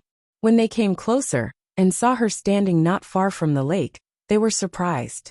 Then the leader, who looked like a housekeeper, walked towards her with the group of men, stopped in front of her, and respectfully said, "Greetings, fairy." She had restrained her spiritual aura. So these people were mortals with a little spiritual aura. They could only feel the rich spiritual aura on her body, but they couldn't distinguish her cultivation level. Emotienga nodded lightly, seeing her graceful bearing and amiable attitude. The housekeeper didn't dare to be negligent and hurriedly asked, "We're from the Liu family. May I ask, fairy, are you passing by here?" Emotienga saw the man was very respectful, so she also answered politely, "I'm an individual cultivator from another place. I came here by chance and accidentally startled mortals." "What Liu family are you talking about? Is it a cultivation family here?" "Fairy, it turns out you're an individual cultivator from another place," the man said happily after getting the answer. "Our LV family is the largest cultivation family on South Pole Island. It's rare for a fellow cultivator to come here. My family's old master will be very happy if he knows. Fairy, would you like to be a guest of our LV family?" Hearing that this place was indeed called South Pole Island, Emotienga felt a little relieved. According to Yifun, South Pole Island was already within the scope of Yunzhong, so she finally arrived in Yunzhong smoothly. Her gaze fell on the LV family's housekeeper. This person was obviously immortal, but he had spiritual aura. Although he hadn't reached the level of refining qi into spirit, he had already tempered his body with spiritual aura. Emotienga thought that Yunzhong was indeed a holy land for cultivators. Even these mortals in front of her were obviously cultivators. This was her first time in Yunzhong, so she needed to inquire about some information first. It would be good to go to this LV family to have a look. With this thought in mind, Emotienga said with a smile, It's naturally good to have a fellow cultivator invite me. I'll accept your invitation then. Chapter 344. The Lu family's housekeeper called himself Luan. He carefully talked to Emotienga along the way, and introduced the situation of the Lu family on South Pole Island to her. It turned out that there was a large island in the northeast of Yunzhong, separated by a shallow strait, which divided the island into two parts, the north and the south. The North Island was huge, and there were several good spirit veins on it, so several small and medium-sized cultivation groups settled there. Moreover, Yunzhong was different from the celestial pole. There was no place they couldn't go. There were many people hunting sea beasts on the coast. Because there were spirit veins on the North Island, many sea beasts gathered nearby, so it was very lively. However, the South Island was only 1/10 the size of the North Island, and it only had a weak spirit vein. Small and medium-sized cultivation groups and large cultivation clans didn't care about it, so no one usually came here. The Lu family was neither strong nor weak, so they settled here. This island was said to be the northernmost place in Yunzhong, so it was called North Pole Island. Since it was divided into South and North Islands, the people of the South Island called their place South Pole Island. After listening to his explanation, Emotienga finally understood that South Pole didn't mean this island was the extreme south of Yunzhong. The name South Pole Island was only known by the Lu family and the residents here. Foreign cultivators generally went to the North Island and didn't know there was a South Island here. After Luan finished talking about the South Pole Island, he asked about Emotienga's origin. Emotienga said she was just an individual cultivator who traveled around because she didn't have the chance to advance. Because Yunzhong was huge, and she knew some things about Yunzhong, Luan was just a housekeeper of a small cultivation clan, so she didn't think there was anything wrong with him. From Luan, Emotienga learned that the old master of the Lu family was an early-stage foundation-building cultivator who was more than 200 years old. In addition, there were several talented juniors in the family. All members of the Lu family practiced immortal spells, and there were quite a few aura-refining cultivators among them. However, the housekeepers and guards, were only nobodies in the Lu family. They were all mortals, and up until now, they were only able to temper their bodies with spiritual aura. Emotienga also knew that mortals couldn't cultivate to become immortals. They didn't have spiritual roots and couldn't retain spiritual aura. With hard work and medicinal pills, they could reach the first layer of the aura-refining realm at most, and could only use some simple immortal spells without disasters or diseases. However, those who could cultivate to the first layer of qi training were few and far between. Most people couldn't even reach this realm, and were unable to cast off their mortal bodies. Through Luan's words, Emotienga could see that cultivation was indeed very popular in Yunzhong. As long as a family had some money, there wasn't a single person who didn't cultivate. Because they couldn't see through her cultivation level, they cautiously asked her whether she was a foundation-building cultivator or not. She didn't want to make it public, so she acquiesced. These people were very happy to see this, and asked many questions about cultivation along the way. Since these mortals were so fanatical about cultivation, Emotienga gave them a few pointers. Her explanation was simple and easy to understand, but it also hit the nail on the head. These people were suddenly enlightened, and were extremely grateful to her. Not long after, they arrived at the Lu family's mansion. Luan personally led her into the courtyard, and reported to the chief steward. The chief steward was a low-level cultivator with spiritual roots. At first, he was indifferent to Luan, but once he saw Emotienga, his attitude immediately changed. He respectfully invited her into the reception hall, and gave her a grand reception. He then ordered someone to quickly report to the old master. At that moment, Emotienga restrained her spiritual breath, and pretended to be in the late stage of the foundation-building realm. She learned from Luan that although the cultivation level of Yunzhong was higher than that of the celestial pole, there weren't many high-level cultivators. There were very few core formation and nascent soul cultivators in the outside world, so the late stage of the foundation-building realm wouldn't attract too much attention. Moreover, their cultivation levels could be considered high, so she could avoid some unnecessary trouble. The old master of Lu family's divine sense had long since the arrival of a foundation-building cultivator. Just as the chief steward was about to send someone to invite her, the old master of Lu family came out of the backyard. Although this person was called the old master, he looked to be about 40 years old. He was well-dressed and had a radiant complexion. Obviously, he was good at taking care of himself. As soon as he saw Emotienga, he was startled. When he regained his composure, his attitude became even more polite. He came forward to greet Emotienga. "Fellow Taoist, I'm Lu Qingdong. Fellow Taoist, you've come to visit my Lu family. I'm sorry I didn't go out to greet you." Emotienga returned his greeting, neither too enthusiastic nor too cold. She smiled and said, "So your fellow Taoist Lu. My surname is Mo, and my given name is Qingwei. I'm an individual cultivator. I accidentally came here to travel, and happened to run into your family, so I came to your mansion to disturb you. Please forgive me. You're too kind." Seeing that Emotienga was polite, and wasn't the kind of cultivator who looked down on low-level cultivators, just because her cultivation level was high, the old master of Lu family, Lu Qingdong, was delighted and even more enthusiastic. "We're both cultivators of the righteous path. Meeting each other is fate. Fellow Taoist Mo, you're too polite. Please take a seat." The two of them greeted each other, and sat down as host and guest. Lu Qingdong ordered them to serve good tea, and treated them very enthusiastically. After drinking the tea, Lu Qingdong carefully sized up Emotienga. He was quite surprised at her young age. It wasn't easy for individual cultivators to cultivate. Those who could build their foundation were rare, and those who could cultivate to the late stage of the foundation building realm were even rarer.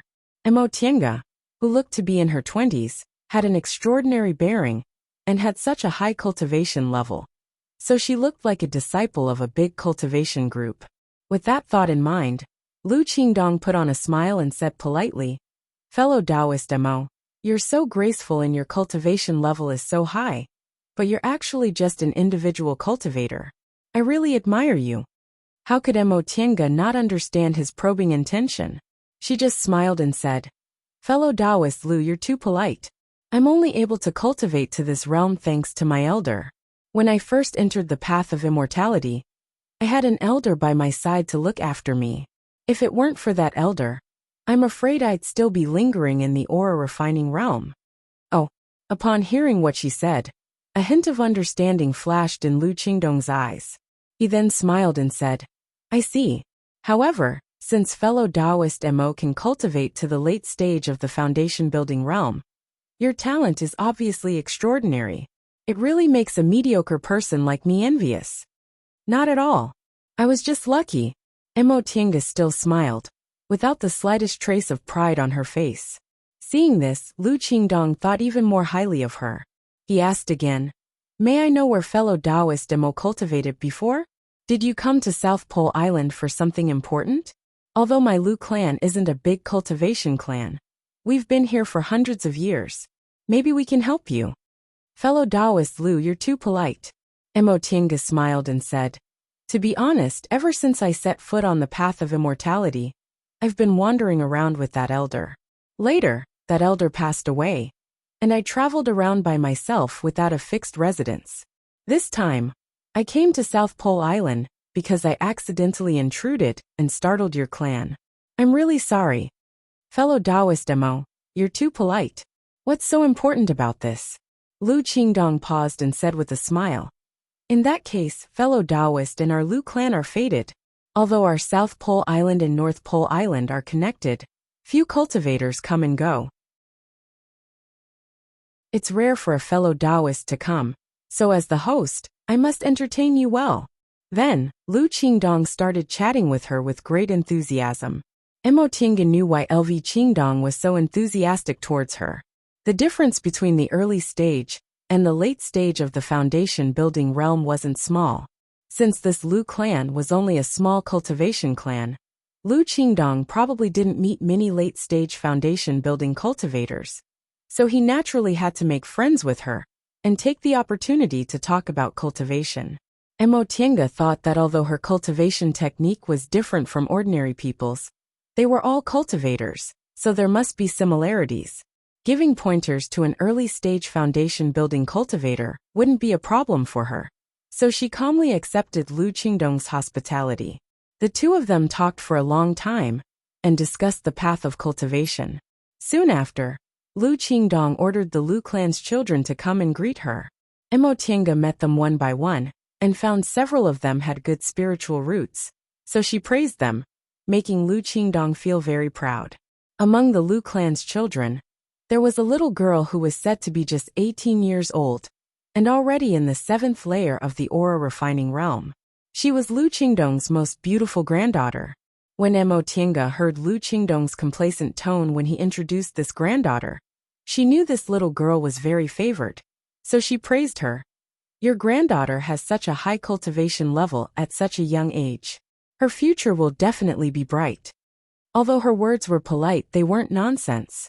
Back then, she was already in the 7th layer of the aura refining realm at the age of 17, which was given to her by second uncle using Yi clan's savings. The highest cultivation level in the Lu clan was only in the early stage of the foundation building realm, so they couldn't compare to the Yi clan at all. However, this little girl's cultivation level wasn't worse than hers back then, so her aptitude was quite good. Hearing her praise, Lu Qingdong smiled crookedly and said, "You flatter me, fellow Taoist Emo, you're too polite." Lu Qiangying, the little girl from the Lu clan, wasn't afraid at all. She stared at Emotienga for a long time and said with a smile, "Senior is so young. You look like an elder sister." Lu Qingdong hastily scolded her. "Don't talk nonsense. Senior's cultivation level is profound, but she looks young. How can you be so rude?" Emotienga understood what Lu Qingdong was implying. Although she looked young, her real age was hard to tell. She wasn't the kind of woman who cared about age and appearance, so she just smiled and didn't feel unhappy. Lu Qiangying pouted and said, "Grandpa, you don't understand. I said Senior looks like an elder sister because Senior is young and beautiful. Calling you Senior sounds like you're old. Calling you elder sister is better." "This child," Emotienga smiled and said, "Fellow Taoist Lu, you don't have to blame your granddaughter.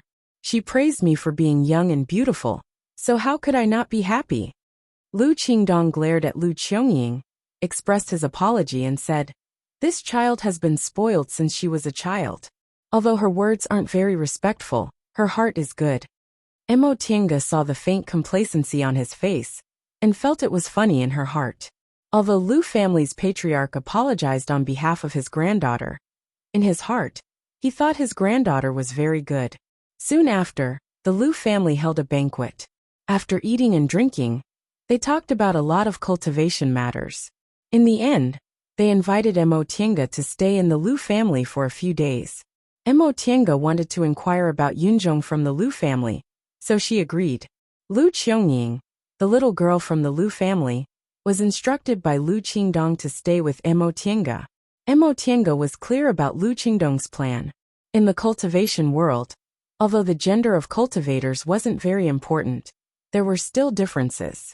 It was easier for female cultivators to communicate with each other than male cultivators. He asked his granddaughter to stay with Emotienga because he hoped the two of them could get closer, so he could give his granddaughter some pointers. Giving pointers to a little girl in the aura refining realm was a piece of cake for her.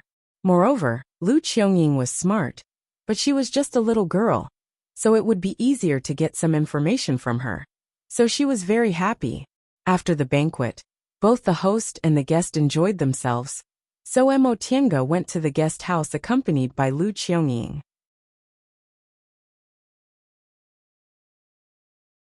Chapter 345. Senior Emo, how old are you in the end? Lu Qiangying, the little girl from the Lu family, suddenly asked. Emotienga sat cross-legged to adjust her breath. Emotienga opened her eyes and smiled faintly. "Why do you ask?" Lu Qiangying tilted her head and looked confused. "I think Senior looks young, and doesn't look like it's because of look-preserving pills. But Grandpa said you're already in the late stage of the foundation building realm. Maybe you're even older than him." This little girl. How could she say something like that? Was she naive? Emotinga glanced at her and said, "You have good eyesight. You can tell whether people have taken look-preserving pills or not." Lu Qiangying touched her head embarrassedly. "Senior, please don't be offended. When I see my grandaunts, I always feel that although they look young, their actions are unnatural. But Senior can't see it at all. Of course, although Emotinga also took look-preserving pills, she was only 100 years old, which was considered young according to the lifespan of core formation cultivators. But she just smiled and said, "I've also taken look-preserving pills. I'm over 100 years old now, but my lifespan is less than half, so you can't see it." "Oh, I see." Lu Qiangying lost interest, but she turned her gaze and asked excitedly, "Senior, have you been to a lot of places? Have you seen anything interesting?" This question made Emotinga pause. She thought for a moment then said, "When I was young, I wandered around with my uncle. Although I've been to a lot of places, my cultivation level was still low at that time. Every day, I just wanted to earn enough spirit stones to cultivate. How could there be anything interesting? If I could cultivate in peace and have enough spirit stones to buy medicinal pills to eat, I'd be satisfied." Lu Qiangying blinked. "So Senior used to have such a hard life." "It's not hard at all. My uncle is a foundation-building cultivator, so it's already good that we have a place to live. It's also not easy for many young cultivators to rent an immortal's cave with spiritual aura." At this point, she recalled the many injustices she saw with second uncle in those years, and couldn't help but sigh. It's not easy to be an individual cultivator. It had been a long time since she thought about these past events. Now that her cultivation level was high and her identity was extraordinary, she was no longer the little cultivator who struggled at the bottom of the cultivation world. Now that she thought about it, she missed second uncle even more. How good would it be if second uncle could see this day? She pulled herself back from her memories and glanced at the little girl. She suddenly smiled and slowly said, "I know why your grandfather sent you here. You're just a little girl who hasn't experienced the ways of the world. It's too difficult for you to do such a thing. Forget it, I'll tell you the truth. If I wanted to harm your Lu family, I wouldn't need to feign civility with my cultivation.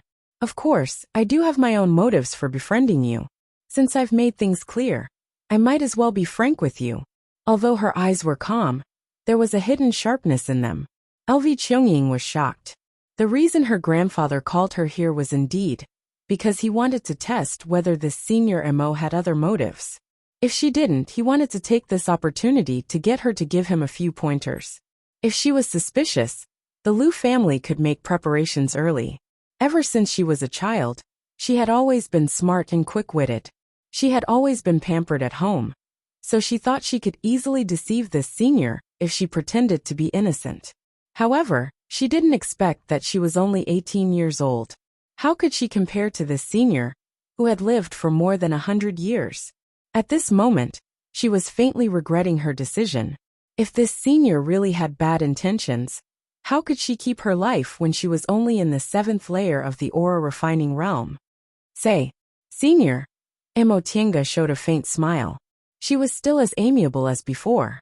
"You don't need to be afraid. I don't want anything from your Lu family. I just want to ask some questions. If you answer them well, I'll leave." "Senior." LV Qiangying was a bit anxious. Grandfather told her that as long as this senior didn't have bad intentions, she must win her over. After all, it was rare for them to meet a late-stage foundation-building cultivator. Emotinga remained unmoved. She raised her hand to stop LV Qiangying from speaking and said, "Answer me well.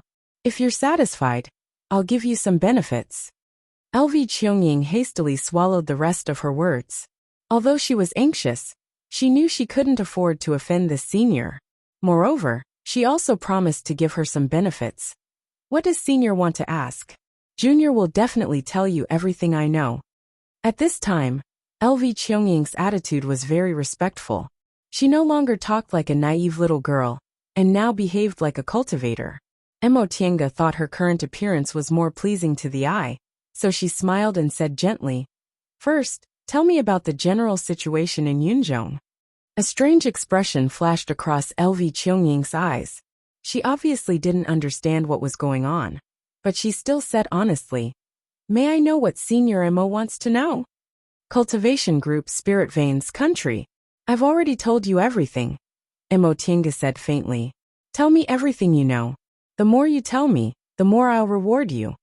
As she spoke, she put her hand into her Qingquan bag, took out a jade bottle, and threw it to LV Cheongying. LV Cheongying caught it and opened it. It was a whole bottle of ore-converging pills, about 30 to 50 of them. She was overjoyed. Even though she was a very favored junior of the LV family, she usually ate ore-converging pills, and only got a small bottle of ore-converging pills every year, about 5 or 6 of them. This Senior Mo is actually so generous. Thinking up to this point, she became even more respectful. Yes, LV Cheongying was also a smart girl. After hearing Mo Tinga's words, she guessed the senior probably wasn't from Yunzhong. So she carefully began to talk about Yunzhong's territory, and then slowly talked about cultivation groups and so on. Mo Tinga just listened quietly. Yunzhong was vast and had many countries. However, there were only 3 big countries: Eastern Tang, Southern Zhou and Northern Lin. These 3 countries occupied most of Yunzhong's land. Different from the Celestial Pole, these 3 countries were supported by cultivation groups. Eastern Tang and Southern Zhou were the territories of the righteous path, while Northern Lin was the territory of the devil path. Usually these 3 countries lived in harmony. After all, Yunzhong didn't have the concept that the righteous path and the devil path couldn't coexist.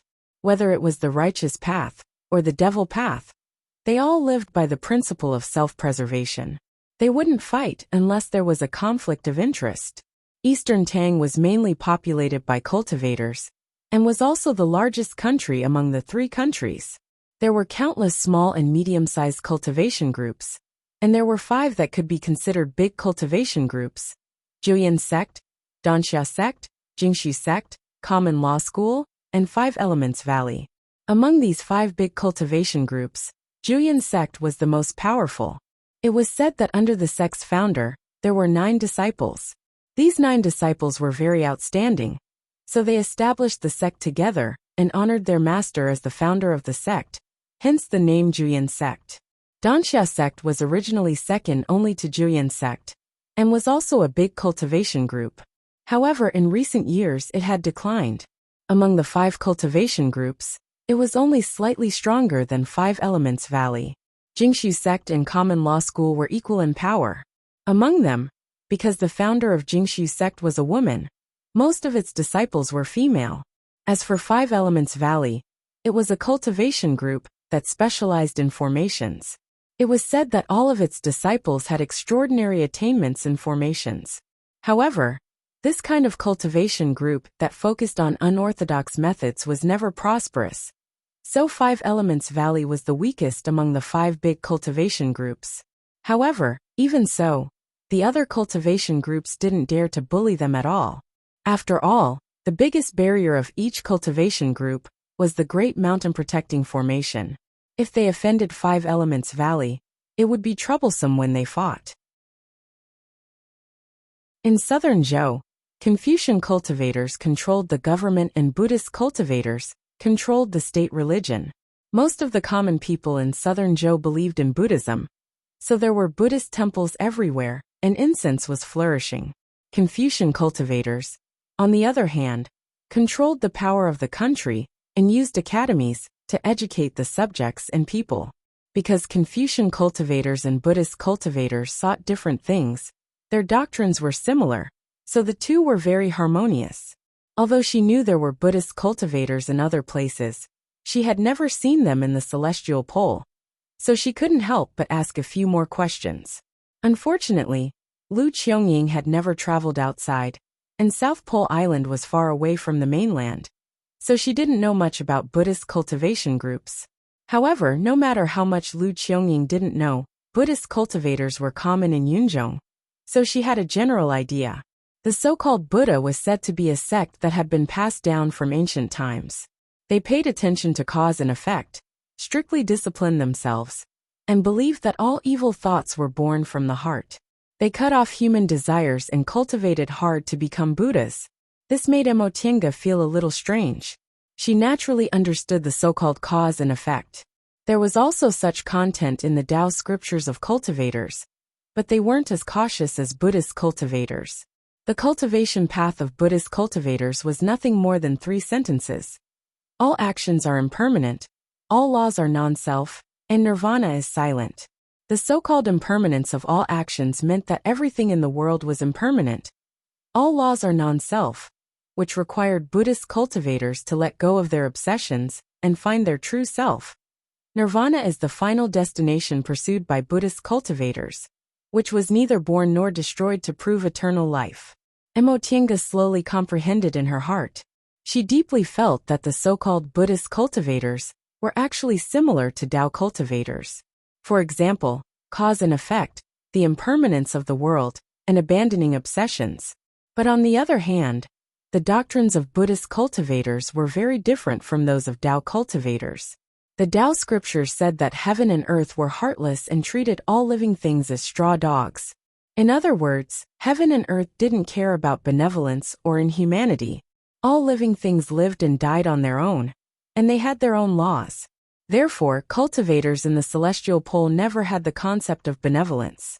Cultivation was a road full of thorns.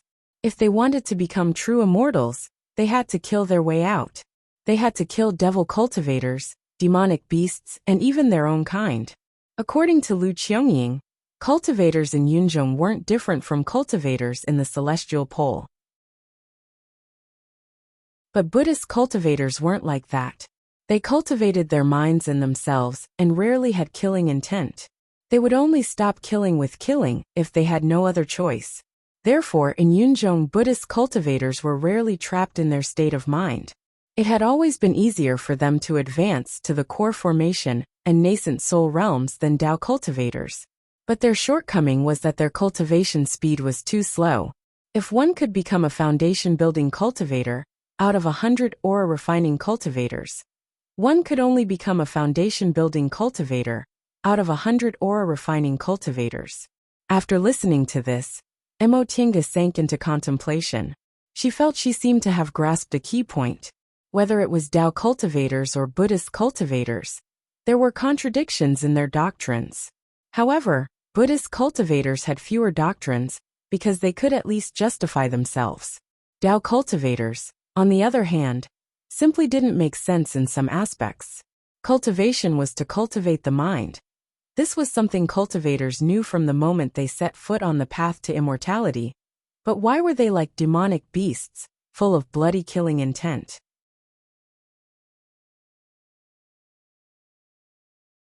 Chapter 346. After asking about everything she was interested in, Emotienga smiled and said, "This bottle of medicinal pills is my reward for you. Tell your grandfather that I'll take my leave now." Then she stood up, pushed the door open and left. "Senior." Lu Qiangying chased after her, but when she stepped out of the door, she couldn't see Emotienga anymore. She was stunned for a while and sighed in distress. She messed up what her grandfather told her to do. However, when she thought of that bottle of medicinal pills, she became happy again. In any case, she made a lot of money. Emotienga restrained her breath and flew to North Pole Island according to Lu Qiangying's instructions. She originally planned to stay in the Lu family for a while and learn more about the cultivation world in Yunzhong from Lu Qingdong. But she didn't expect them to be so cautious and suspicious, which made her feel very troublesome. But it didn't matter. When she went to North Pole Island, she could naturally inquire about it slowly. South Pole Island was really small. After flying for a while, Emotienga saw the strait the Lu family mentioned. Although it was called a strait, it was actually only 1 kilometer away. Even an aura refining cultivator could easily cross it with talismans. However, the spirit veins on this 2 kilometer away were like heaven and earth. Before she even arrived at North Pole Island, Emotienga already sensed that there were at least 3 to 5 fairly good spirit veins on this big island. They were even better than the ones on Mount Yunwu back then. In comparison, South Pole Island was nothing more than a small hill with some spiritual aura. No wonder the Lu family could monopolize South Pole Island, even though the highest cultivation level was only in the early stage of the foundation building realm. In fact, the spirit veins on North Pole Island weren't worth mentioning at all. After flying over the strait, she saw a bustling town on North Pole Island.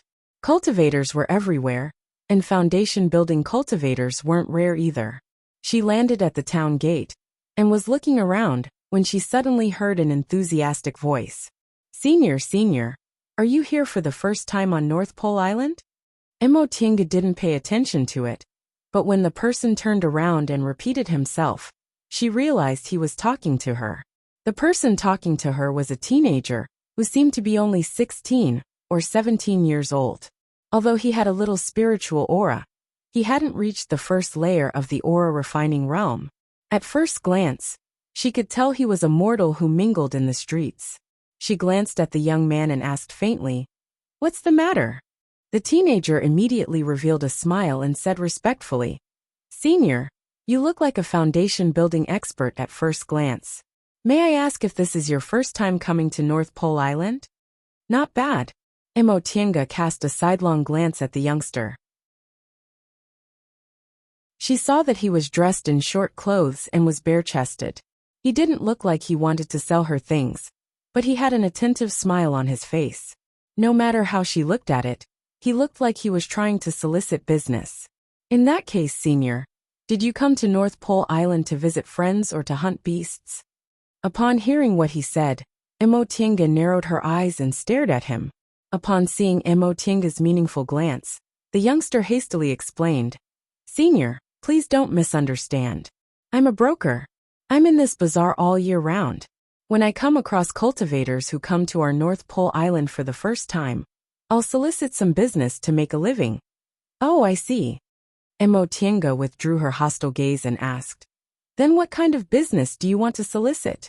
Seeing that she was interested, the young man's face lit up, and he explained enthusiastically, "That depends on what Senior is here for.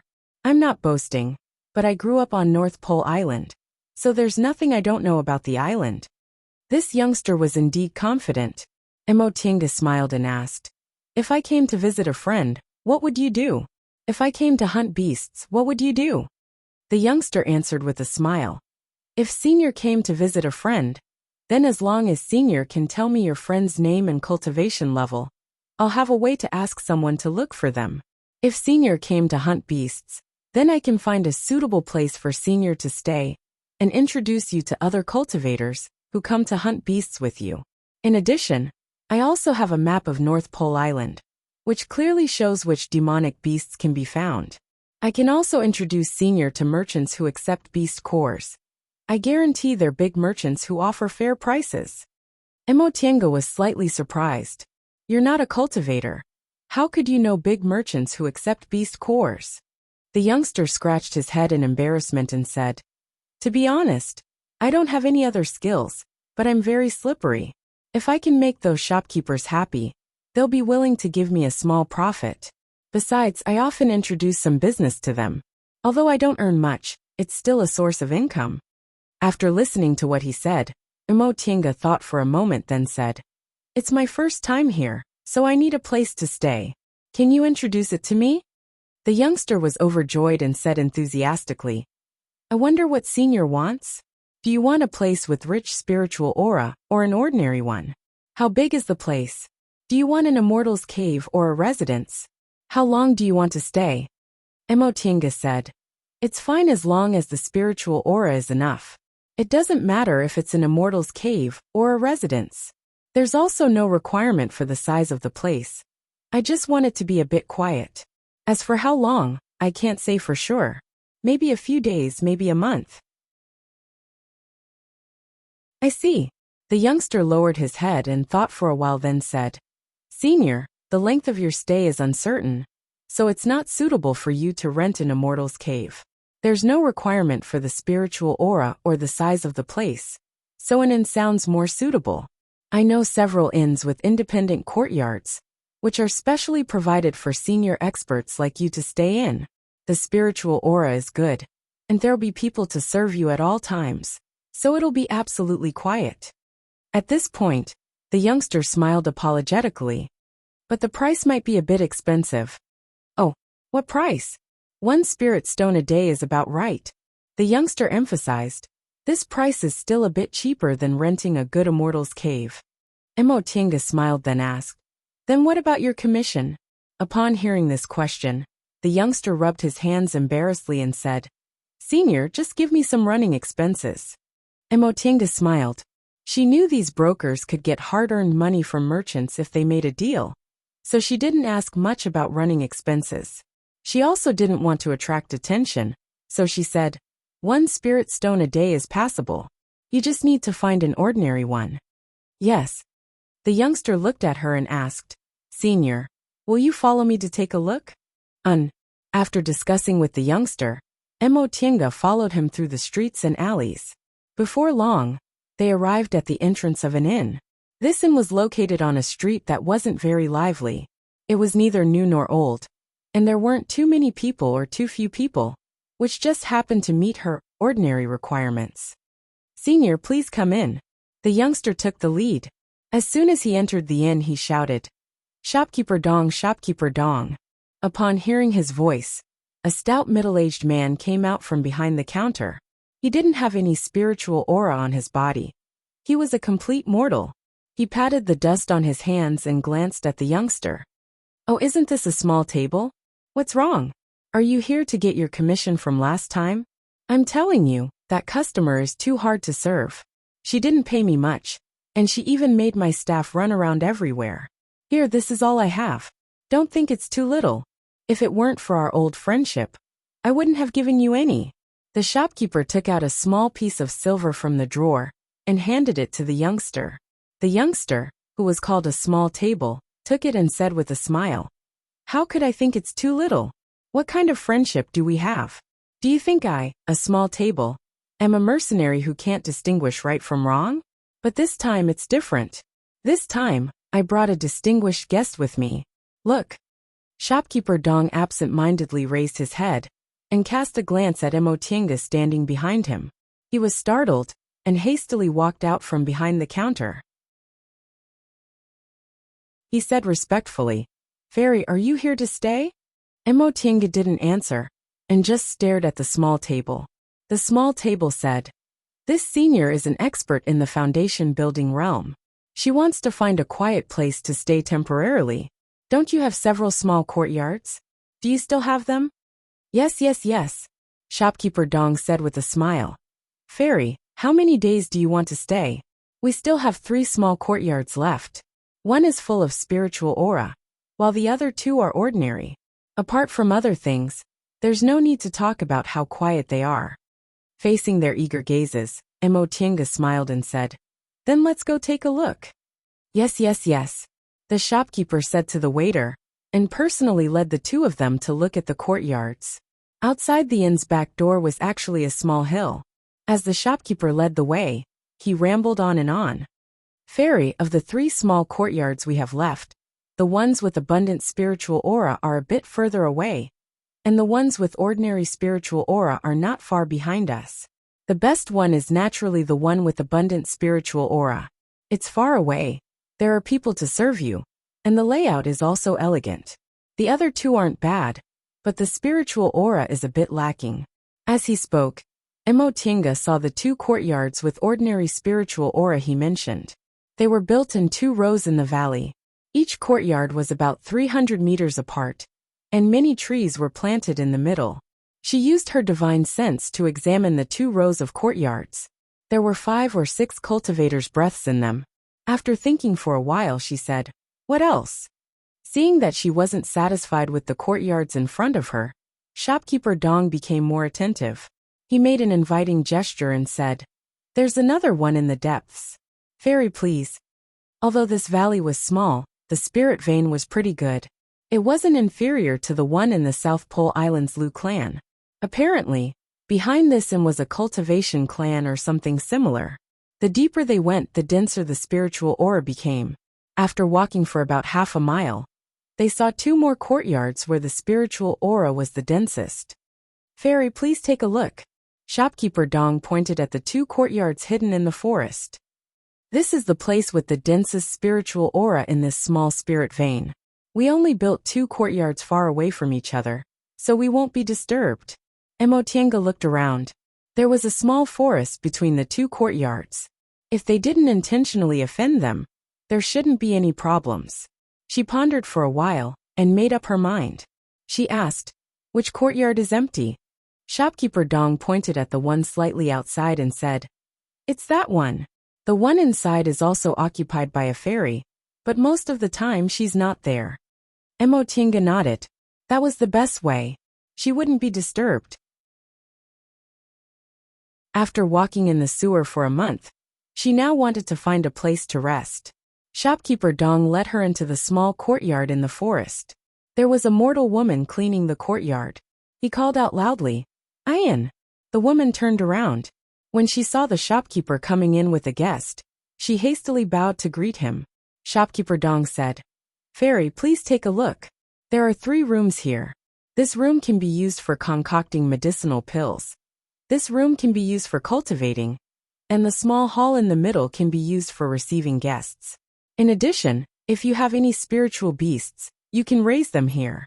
If there's anything you need, you can just tell Ian to do it. If there's nothing, she'll stay in the small side room and absolutely won't disturb you." Emotienga looked around and was very satisfied.